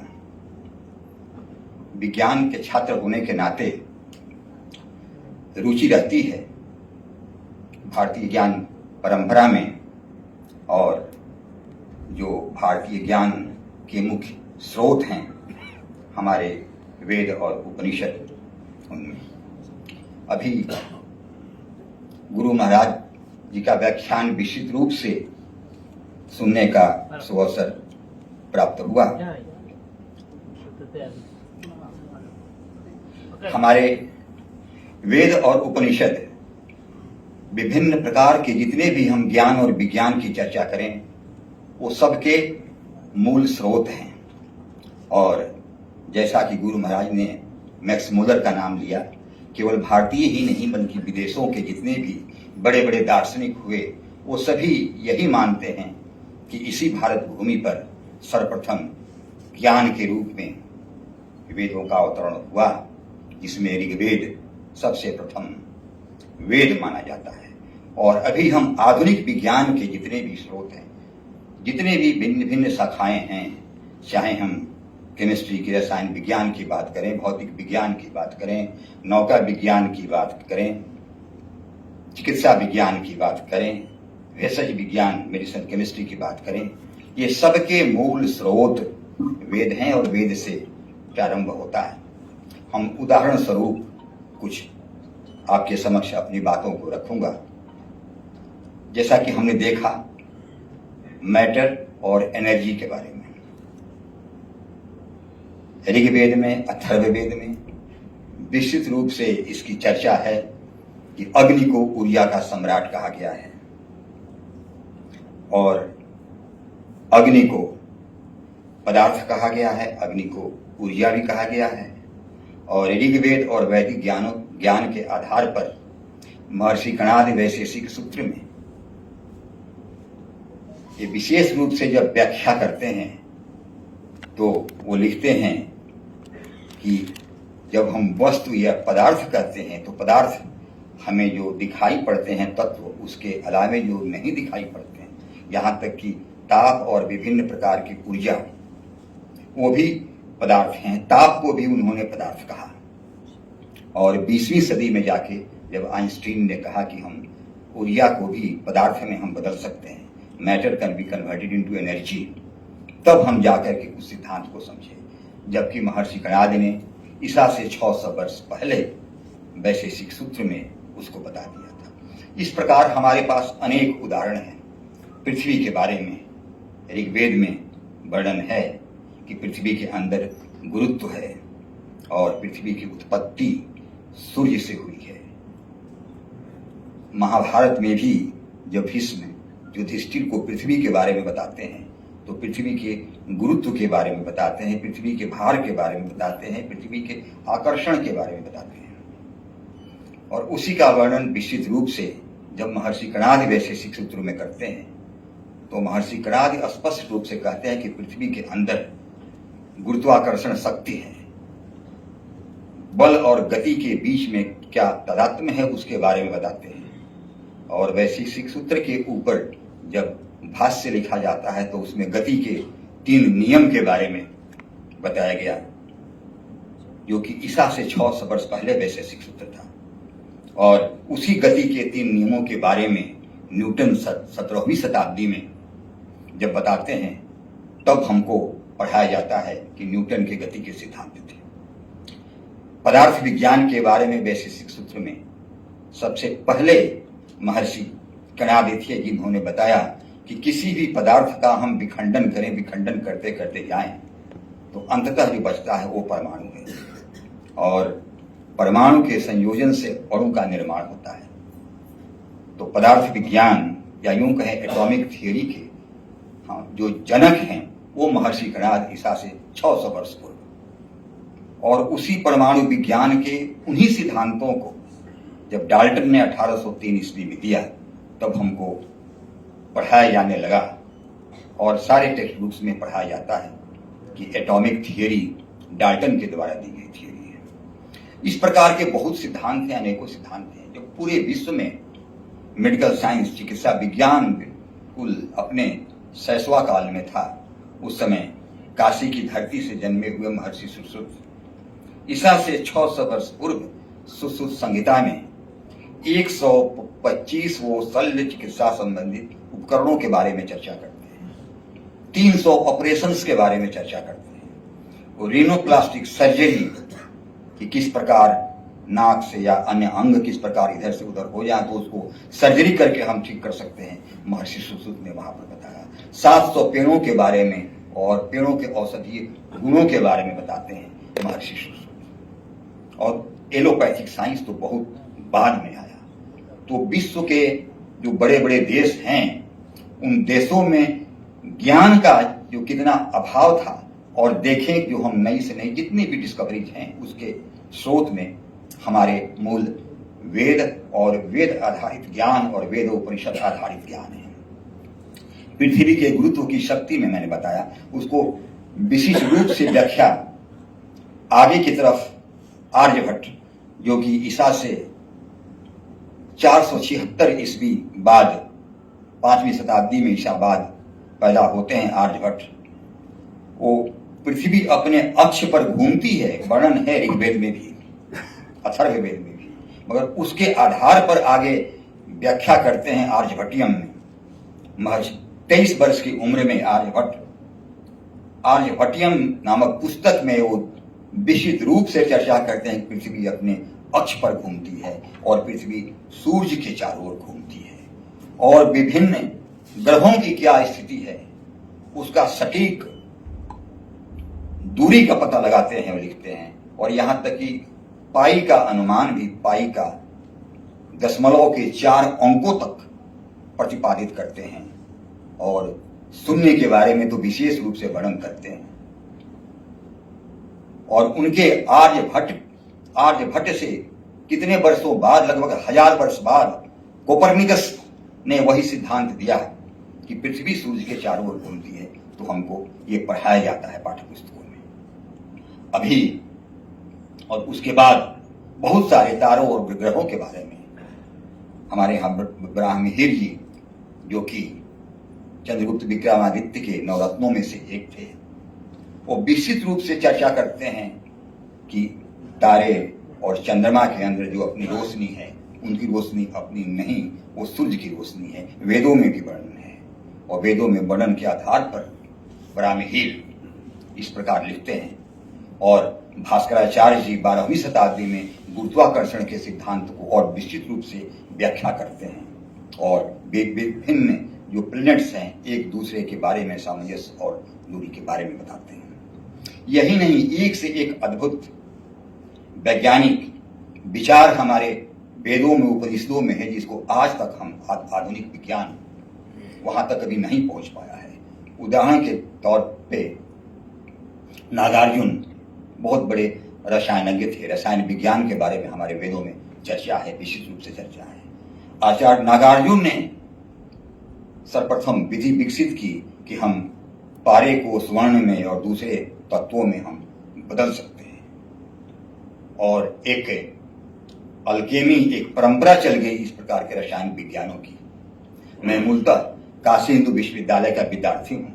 एक बार मालवीय जी महाराज ने एक वैद्य जी को बुलाया था वहां पर सबके सामने, वहां काशी विश्वनाथ मंदिर में जाइए तो वो जिक्र है, और कई लोगों के सामने उन्होंने, जहां मेघनाथ देसाई जी भी थे, बहुत लोग थे, और वो वैद्य ने वो एक शेर पारे से उन्होंने स्वर्ण बना दिया, इसका स्पष्ट वर्णन है। और कई प्रयोगशालाओं में उसको देश के टेस्ट कराया गया तो उसमें 99.8% शुद्धता उस सोने को मिली।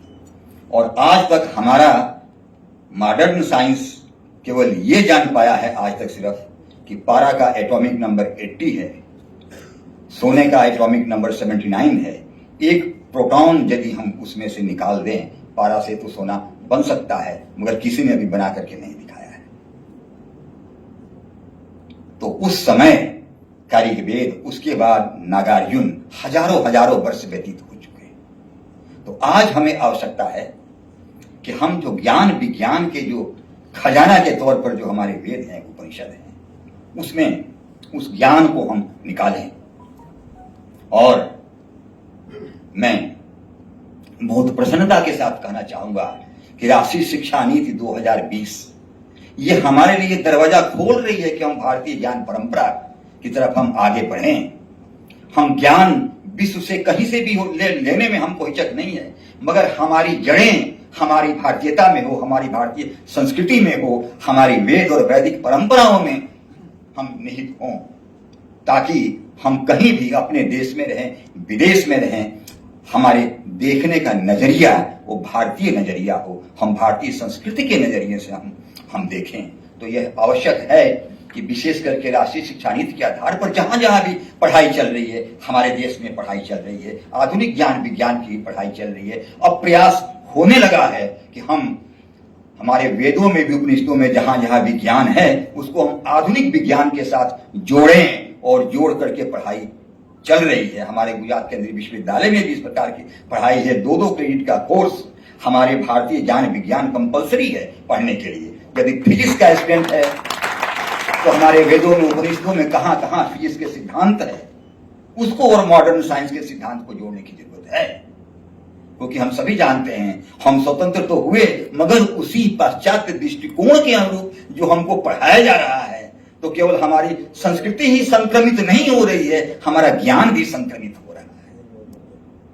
इसीलिए आवश्यकता है कि जो हमारे मूल ज्ञान के स्रोत हैं उसे हम लाएं और विशेष करके हम नई पीढ़ी को दें, ताकि नई पीढ़ी जो आगे बढ़ेगी तो निश्चित रूप से उनके अंदर भारतीयता का पुट होगा, राष्ट्रीयता का पुट होगा। वो केवल अपना ही प्रतिनिधित्व नहीं करेंगे मगर जहां भी जाएंगे विश्व के पटल पर वो भारतीय होने का गौरव उनके अंदर अनुभव होगा, स्व का अनुभव होगा। क्योंकि वो ज्ञान विज्ञान की जो परंपरा थी भारत में जो चली आ रही है वो उनकी मूल निधि होगी। मैं ज्यादा समय न लेते हुए, क्योंकि समय की कमी है, मैं पुनः स्वामी जी महाराज को प्रणाम करता हूं कि आपने हमें समय दिया कि मैं आपके बीच आकर के अपने कुछ विचारों को आपके समक्ष रख सकता हूँ। बहुत बहुत बहुत बहुत धन्यवाद आदरणीय कुलपति श्री के चरणों में। बड़ी ही अच्छी बात आज हमें उन्होंने बताई। अब अगला क्रम है डॉक्टर कमलाकांत त्रिपाठी जी का। त्रिपाठी जी स्वयं BHU से काशी से यहाँ पधारे हुए हैं। बड़े ही उत्तम विद्वान, क्षम्यता, संपूर्णानंद संस्कृत विश्वविद्यालय से पधारे हुए डॉक्टर कमलाकांत त्रिपाठी जी बड़े ही अच्छे विद्वान हैं। उनके चरणों में हम प्रार्थना करते हैं अपना विषय उपस्थापन करें। ओम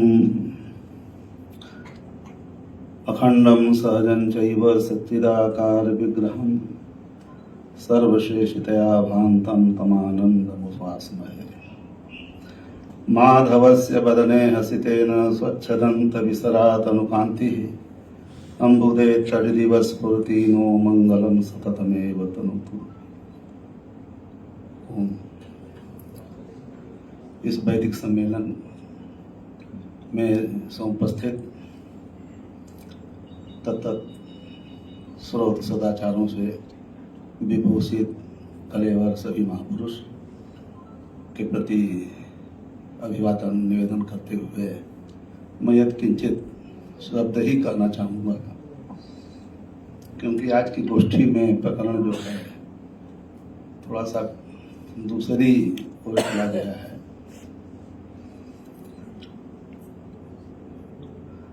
वेद के बारे में क्या कहा जाए। खंडदेव ने मीमांसा कौस्तुभ में लिखा है कि ये जो टेक्नोलॉजी है आधुनिक, इस विधा में म्लेच्छ आर्यों से सतगुण सहस्त्रगुण आगे हैं।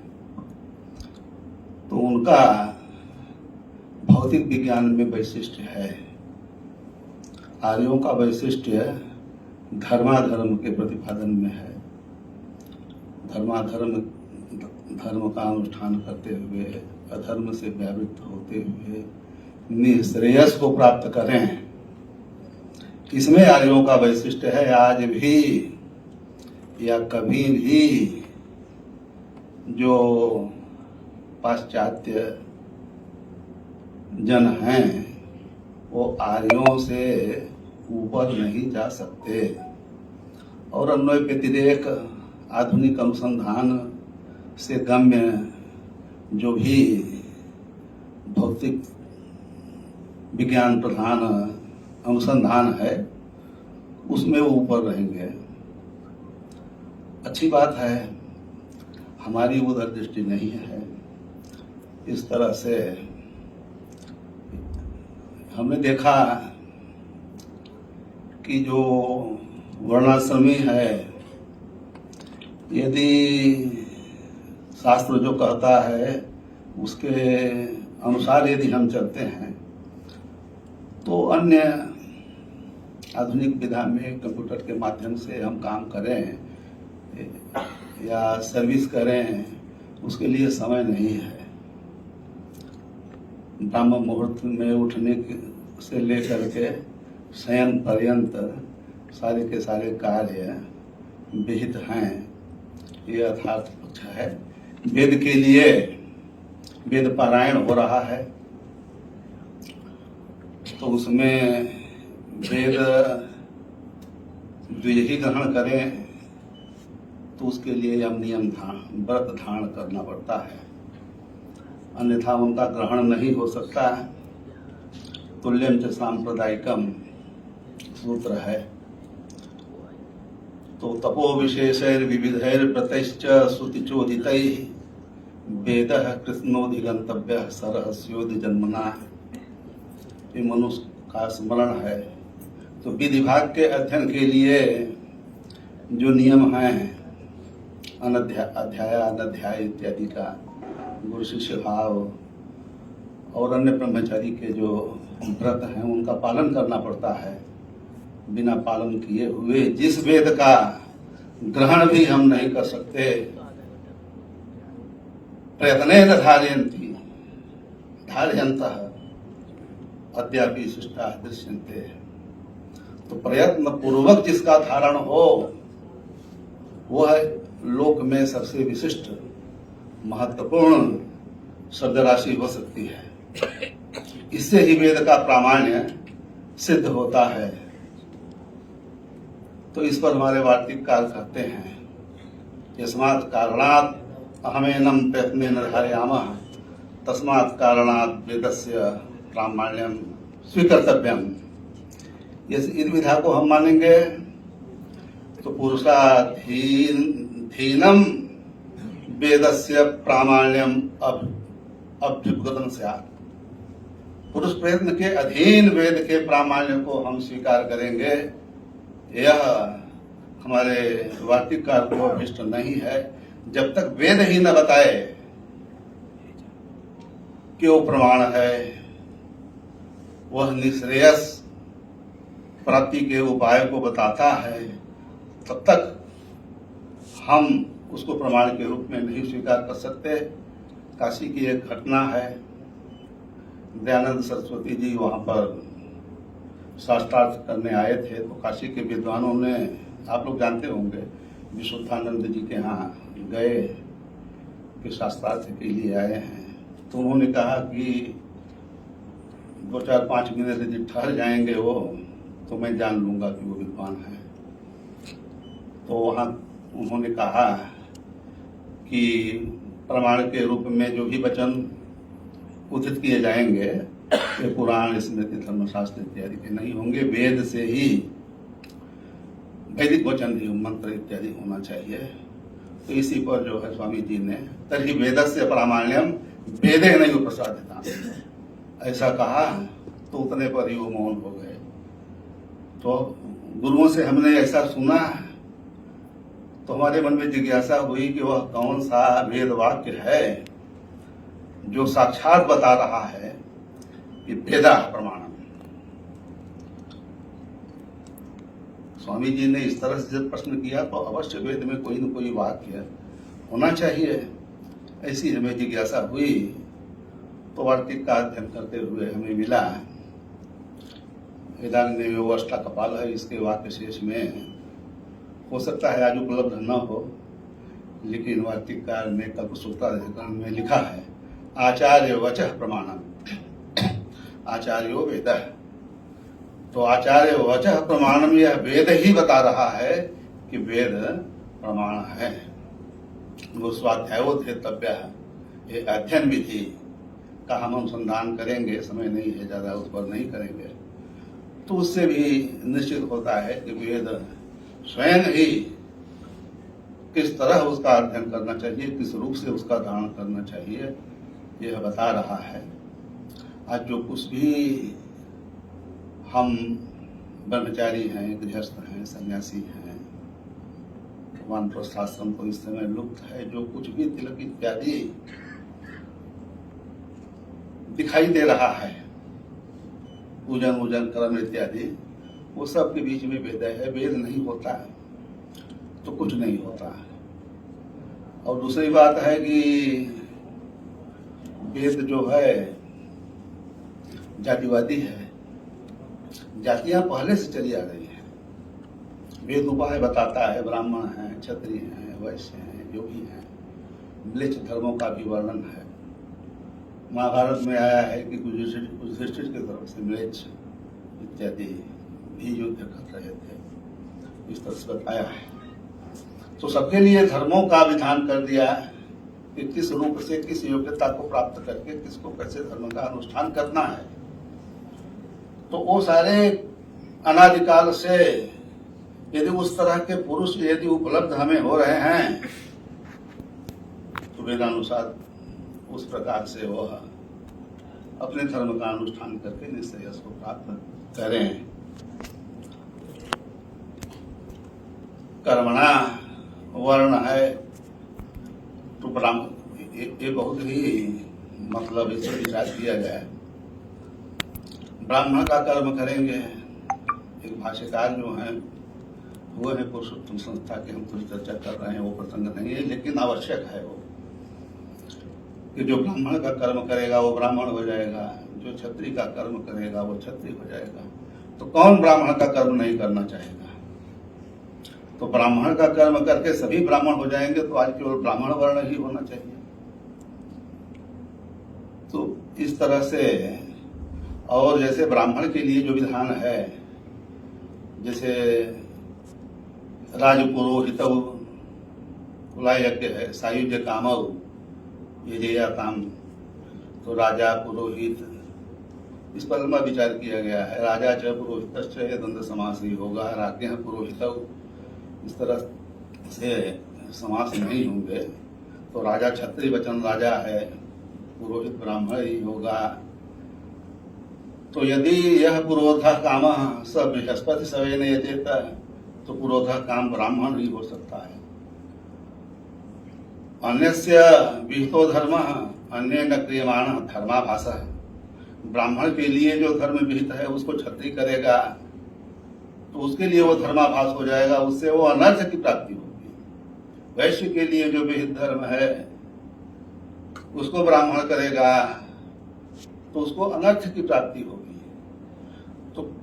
तो जिसका जो धर्म है, वेद विधान कर रहा है, शास्त्र विधान कर रहा है, उस धर्म को ही कर सकता है।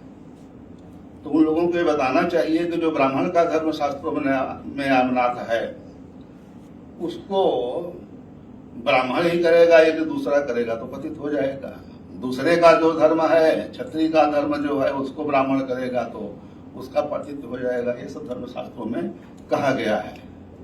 और एक प्रसंग मैं कहना चाहूंगा, इस मंच पर कहना आवश्यक भी है।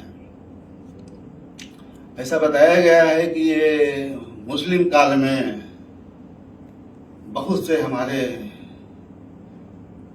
शास्त्रों के अंशों को बदल दिया गया है, हटा करके कुछ नई नई चीजें, अनपेक्षित चीजों को रखा गया है, ऐसा कहा गया है। लेकिन जब आपत्ति आती है, जब विपत्ति नहीं है तो हम प्रमाद करते हैं, लेकिन जब यामन त्रास होगा तो उस समय हम सतर्क हो जाएंगे।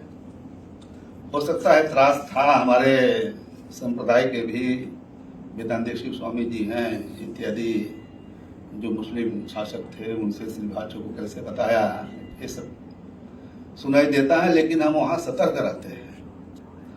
तो उसी काल में पराशर माधव, चतुर्वर्ग चिंतामणि, वीर मित्रोदय, मदन रत्न, न जाने कितने निबंध ग्रंथों की रचना हुई। तो ये सारे हमारे महामनीषी विद्वान शास्त्र के संरक्षण में सन्नद्ध थे। और उन्होंने उदाहरण के रूप में अपने निबंध ग्रंथों में रखा। जैसे श्री विद्यारणव तंत्र है, तो गृहस्थ परंपरा जो शंकराचार्य की है उसमें 3रे ईस्वी पूर्व विद्यारण्य मुनि कश्मीर में हुए थे। तो जिन पुराणों के वचनों को, जिन तंत्र शास्त्रों के वचनों के, वैदिक वचनों को उन्होंने अपने ग्रंथ में लिया है, तो एक प्रकार से वे हमारे शास्त्र को अक्षुण्ण बता रहे हैं कि ये उसके पहले से अनाज परंपरा से शास्त्र चले आ रहे हैं। और भाष्य दीपिका के ऊपर प्रभावली, उस बीच में अनेक संधव सर्वस्व हरणम विग्रहे प्राण निग्रह अलाव्युत्तीन खिलजऊ न संधेर न च विग्रह। विश्वनाथ कविराज जिसका साहित्य दर्पण पूरे भारत में पढ़ाया जाता है। तो ऐसे ऐसे खुंखार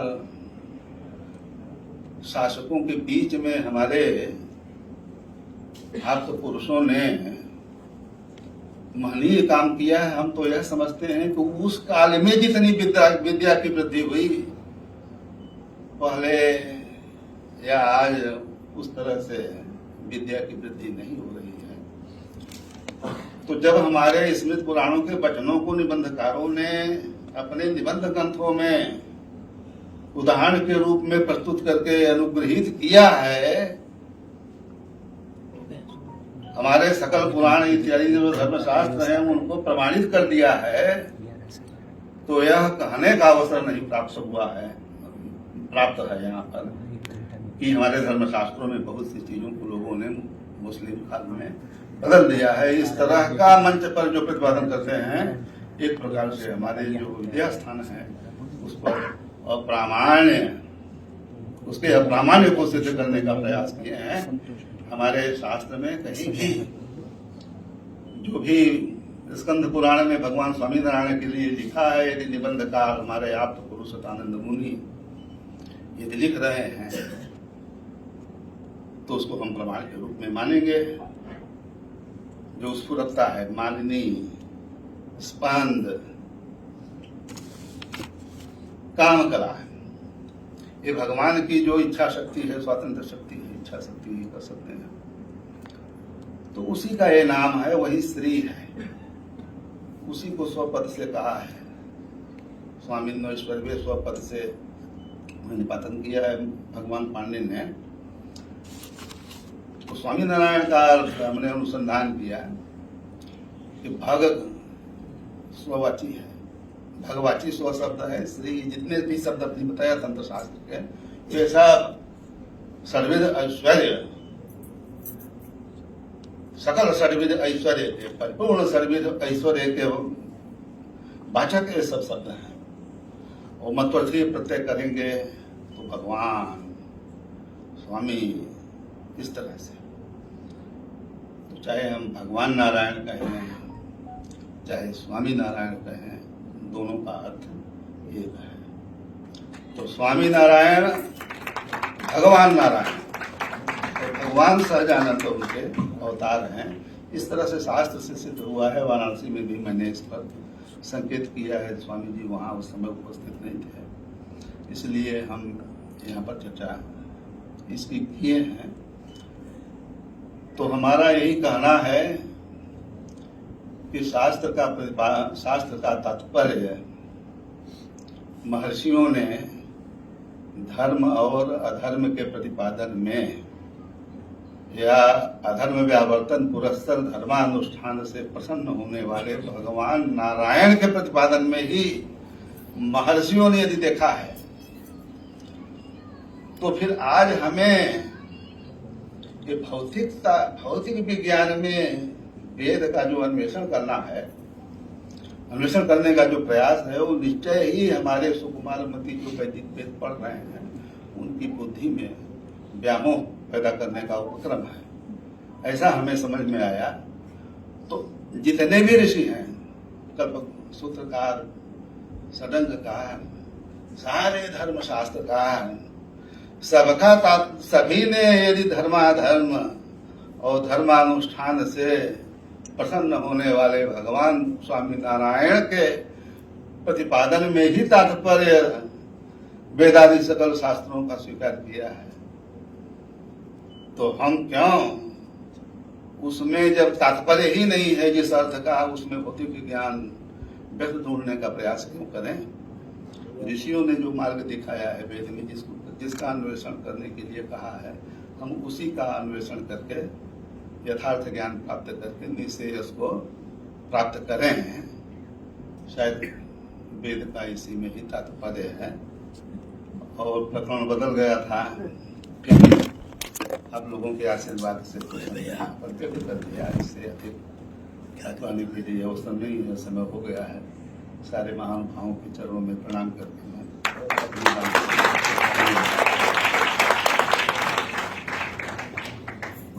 बड़े ही उत्तम रीत से उन्होंने अपनी बात हमारे समक्ष रखी। विशिष्टाद्वैत वेदांत के वे उत्तम ज्ञाता है। मुझे भी एक सद्भाग्य प्राप्त हुआ था। इससे पहले काशी में ही एक कार्यशाला थी, तब इनके साथ मंच साझा करने का अवसर प्राप्त हुआ था। तब भी इनके वचन सुनने का, समझने का अवसर प्राप्त हुआ था। हम सभी अत्यंत भाग्यशाली हैं। आज यहाँ पे 3 व्याख्याताओं ने व्याख्यान किया और एक व्याख्यान अभी भी अवशिष्ट है, लेकिन समयाभाव के कारण हम उसको कल ट्रांसफर कर रहे हैं। आदरणीय रामानुज स्वामी जी का मुख्य विषय वेदेषु भक्ति ही और वेद चतुष्टयी पक्ष स्वीकार सिद्धांत, ऐसा एक उनका सचिव श्री से ही दिया हुआ विषय है। तो उस विषय का व्याख्यान कल हमने किया है। उससे पहले उसका कल का जो समय सारणी है वो थोड़ा परिवर्तित है, वो आपको बता देंगे। उससे पहले आए हुए सभी महानुभावों का सम्मान और धन्यवाद ज्ञापन के लिए मैं हमारे निदेशक वर्य श्री गुरुजी से विनती करता हूँ कि आप सभी का सम्मान और धन्यवाद ज्ञापन करवाइए। इसके बाद हम इस सत्र को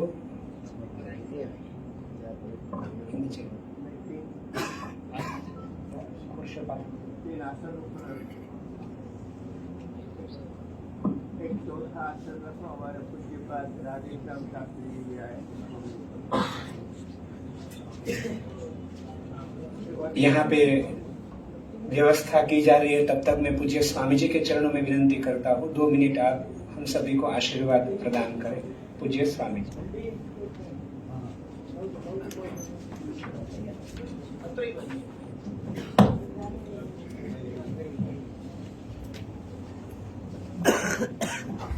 तीनों गुरुजनों को विनंती है, आदरणीय रामानुज स्वामी जी, त्रिपाठी जी एवं दुबे जी कृपया वहां पर मंचाधीन हुए, और राधेश्याम गुरु जी भी हमारे बीच उपस्थित है। इनके चरणों में भी विनंती कि आप भी ऊपर अपना स्थान ग्रहण करें।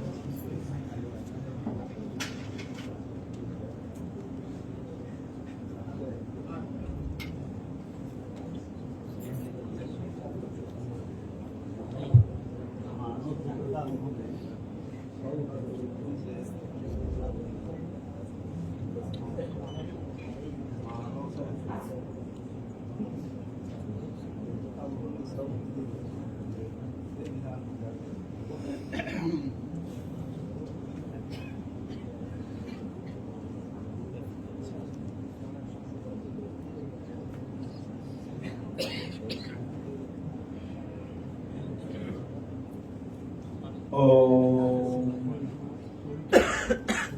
सभी पूज्य श्रीयों के श्री चरणों में मैं प्रणाम करता हूँ।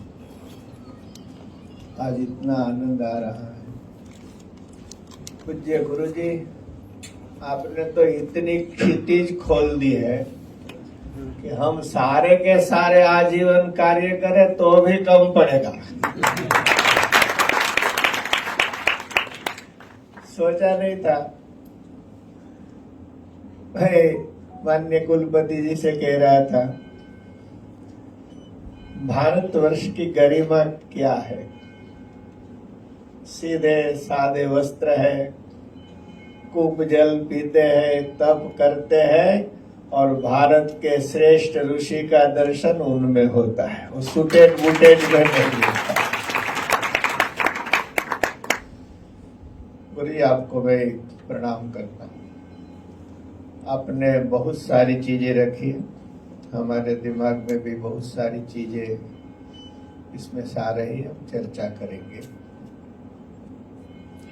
दुबे जी आपके लिए तो मैं क्या कहूँ, इतनी बड़ी पोस्ट, इतने बड़े विद्वान, एक काशी का संबंध होता है। काशी में 7 साल रहा तो वाराणसी का नाम सुनते ही कुछ कुछ होने लगता है। इनसे भी यही है हमारा संबंध, आपसे भी।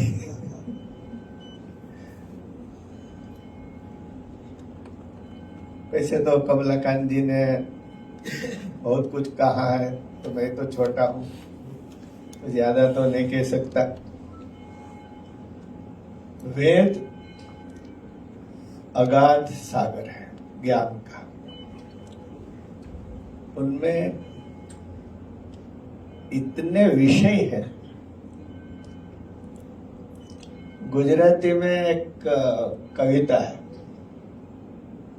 हालाजी तारा हाथ वखाणु, पट्टी तारा पगला वखाणु। किसकी प्रशंसा करे, किसको छोड़े, छोड़ने की तो बात ही नहीं है, किसका ग्रहण करे, ये बात है। तो कमलाकांत जी, आजकल जो प्रवाह चल रहा है, पूर्व पक्ष के रूप में भी हमें अंधकार को स्वीकार करना पड़ता है। तो वेदों में हर प्रकार का विज्ञान है, जिसको हम मेरी दृष्टि से हम 3 विभाग करते हैं। भौतिक विज्ञान भी है,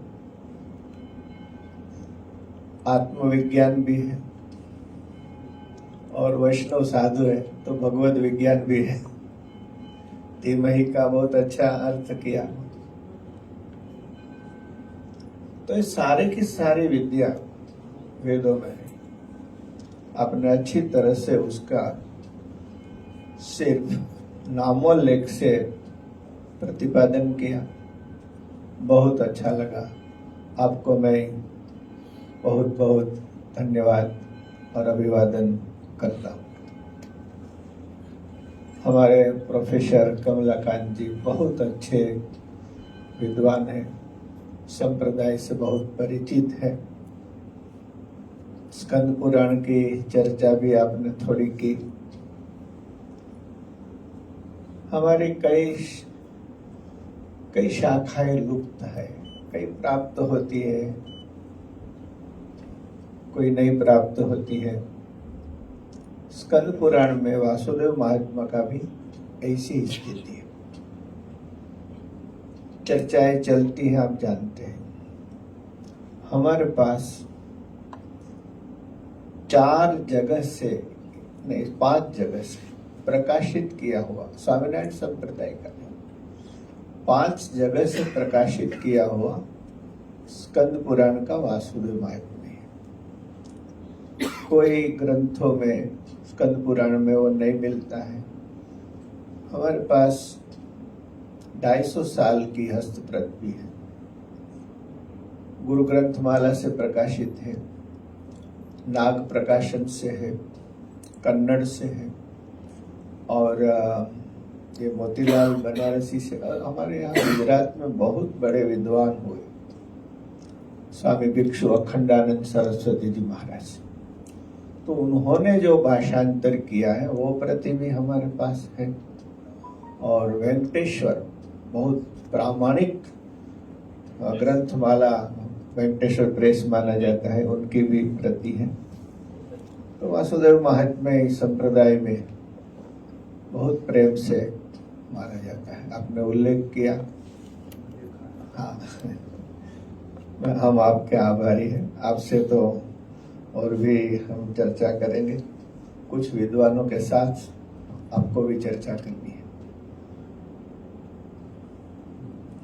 आपको तो जितना वंदन करे उतना कम है।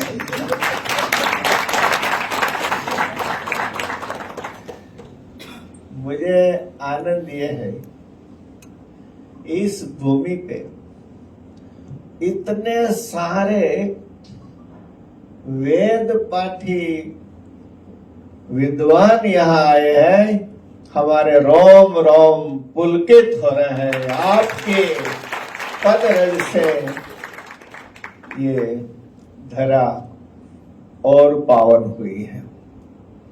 एक वैदिक जहां जाता है वहां सत्व गुण की स्थापना होती है, यानी सत्य युग की स्थापना होती है। मैं आपको इसलिए प्रणाम करता हूं, इतने सारे आजीविका के प्रकल्प आप कहीं पर भी, आपके पास बुद्धि है, प्रतिभा है, मेधा है, कहीं भी कुछ कर सकते थे। इसके बजाय आपने ऋषियों की परंपरा को पसंद किया, श्रौत परंपरा को पसंद किया। एक सैनिक मातृभूमि के लिए कुर्बानी देता है अपने परिवार की।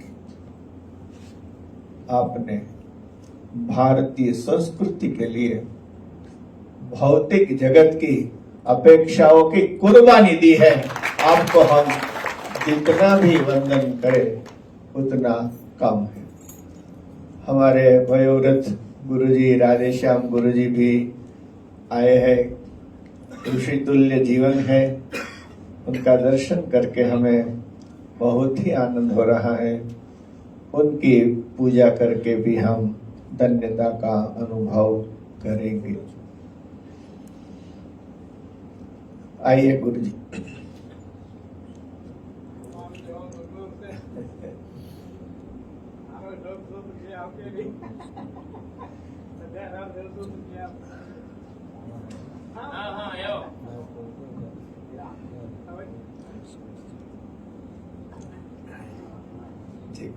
हम तालियों से अभिवादन करेंगे। गुरु जी, आपने तप की बात की, तप की, वेदाध्ययन है, तप है। हमारे जितने वेद पाठी है ना, सुबह से तप कर रहे हैं। खुली जगह में पंडाल बने हैं, कहीं धूप है, कहीं छांव है। आपने उसकी कोई गिनती नहीं की है, प्रेम से वेद पाठ किया है पूरे दिन भर तप करके। कुछ भी कष्ट हुआ हो तो क्षमा करना। और एक बात बताए, काशी से आए हैं उनको तो यहाँ गर्मी मालूम देगी, लेकिन हम यहाँ जो गुजरात वासी है 3-4 दिन से बहुत ज्यादा गर्मी महसूस कर रहे थे, लेकिन भगवत कृपा से आज गर्मी कम हुई है और आपके चरणों का प्रताप फिर भी है। तो सभी को मैं वंदन करता हूँ। हम बहुत टाइम आउट है, आप रात को यहाँ गर्मी महोत्सव होगा, इसका भी महोत्सव आनंद आप लेंगे। और सुबह से जो भी कार्यक्रम होगा खड़े जी उसके अनुसार चलेंगे। सभी महानुभावों का पूजन होना चाहिए। जय श्री स्वामीनारायण। आज सर्वप्रथम वेदवारिधि डॉक्टर पी रामानुजम स्वामी जी ने पूर्ण रूप में अपना प्रस्तुतिकरण किए। हम सबको वेद मार्ग में और भी कितना स्थान है, कैसे काम करना है, इस विषय में बोले। उनका सम्मान के लिए भी प्रार्थना करता हूँ। सहजानंद स्वामी महाराज की जय।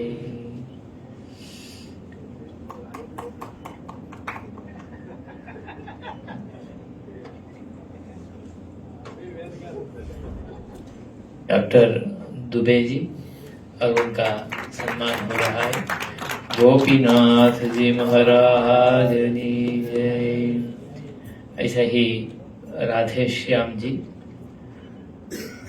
और वो वेद निधि है एक दृष्टि से, और स्वयं इस कार्यक्रम में दिल्ली से व्यवस्थित करके मुझे यहाँ आना ही है ऐसा करके स्वयं आए, और उनको भी हम आप सबके तरफ से सम्मान करते हैं। राधे श्याम जी, गोपीनाथ जी महाराज की जय। कमलाकांत त्रिपाठी जी पूरा संप्रदाय के लिए, दर्शन के लिए अपना पूर्व विद्वत समर्पण किए, उनका सम्मान के लिए प्रार्थना करते हैं। सहजानंद स्वामी महाराज की जय। अभी भी 3 दिन हमारे साथ है, इसलिए उनका सम्मान स्वामी जी कल और परसों साथ में करेंगे। जय श्री स्वामीनारायण। अभी चिंतन शास्त्री से निवेदन है कि अगले का कार्यक्रम का अनाउंसमेंट करें। शास्त्री, कल की समय सारणी में थोड़ा परिवर्तन है। आदरणीय सचिव श्री की आज्ञा लेकर आपसे निवेदन करता हूँ। कल सुबह पूज्य रामानुज स्वामी जी का जो एक व्याख्यान बाकी है वो भी हमने रखा है, इसलिए थोड़ा परिवर्तन है। 8 बजे हम सब संत निवास में एकत्रित हो जाएंगे, जहाँ पे आज हम एकत्रित सुबह हुए थे, और वहां से थोड़ा वेद पारायण करने के बाद हम अपनी वेद पीठिका के ओर प्रस्थान करेंगे, और वहां पे आप सभी का पूज्य स्वामी जी पूजन करने वाले हैं, इसलिए 8:30 बजे तक पूजन संपन्न हो जाएगा। बाद में वेद पारायण होगा, उसके बाद 11 बजे तक हम पारायण करेंगे, और 11 से 12 संत निवास में ही आदरणीय रामानुज स्वामी जी का व्याख्यान वेदेषु भक्ति ही वेद चतुष्टयी विचारः, ये 2 विषय में उनका अद्भुत और एक व्याख्यान उनका बाकी है, वो हम 11 से 12 सुबह वहां संत निवास में ही आयोजन कर रहे हैं। तो इसके आधार पे थोड़ा परिवर्तन है, तो अभी आप संध्या वंदन के लिए प्रस्थान कर सकते हैं। लेकिन आज शाम को आपने गुजराती गरबा के बारे में बहुत सुना होगा, तो गरबा का साक्षात्कार आपको वेद भगवान के पास ही, वेद नारायण भगवान के पास ही, वेद व्यास भगवान के पास ही वहां पे गरबा का भी साक्षात्कार होगा। तो इसके आधार पे आप वहां पे उस समय संध्या वंदन भोजन आदि करके 8:30 बजे वहां पे पहुंच जाए। अभी हम एक जगह खड़े हो जाएंगे, वैदिक राष्ट्र गीत से इस कार्यक्रम का समापन करेंगे।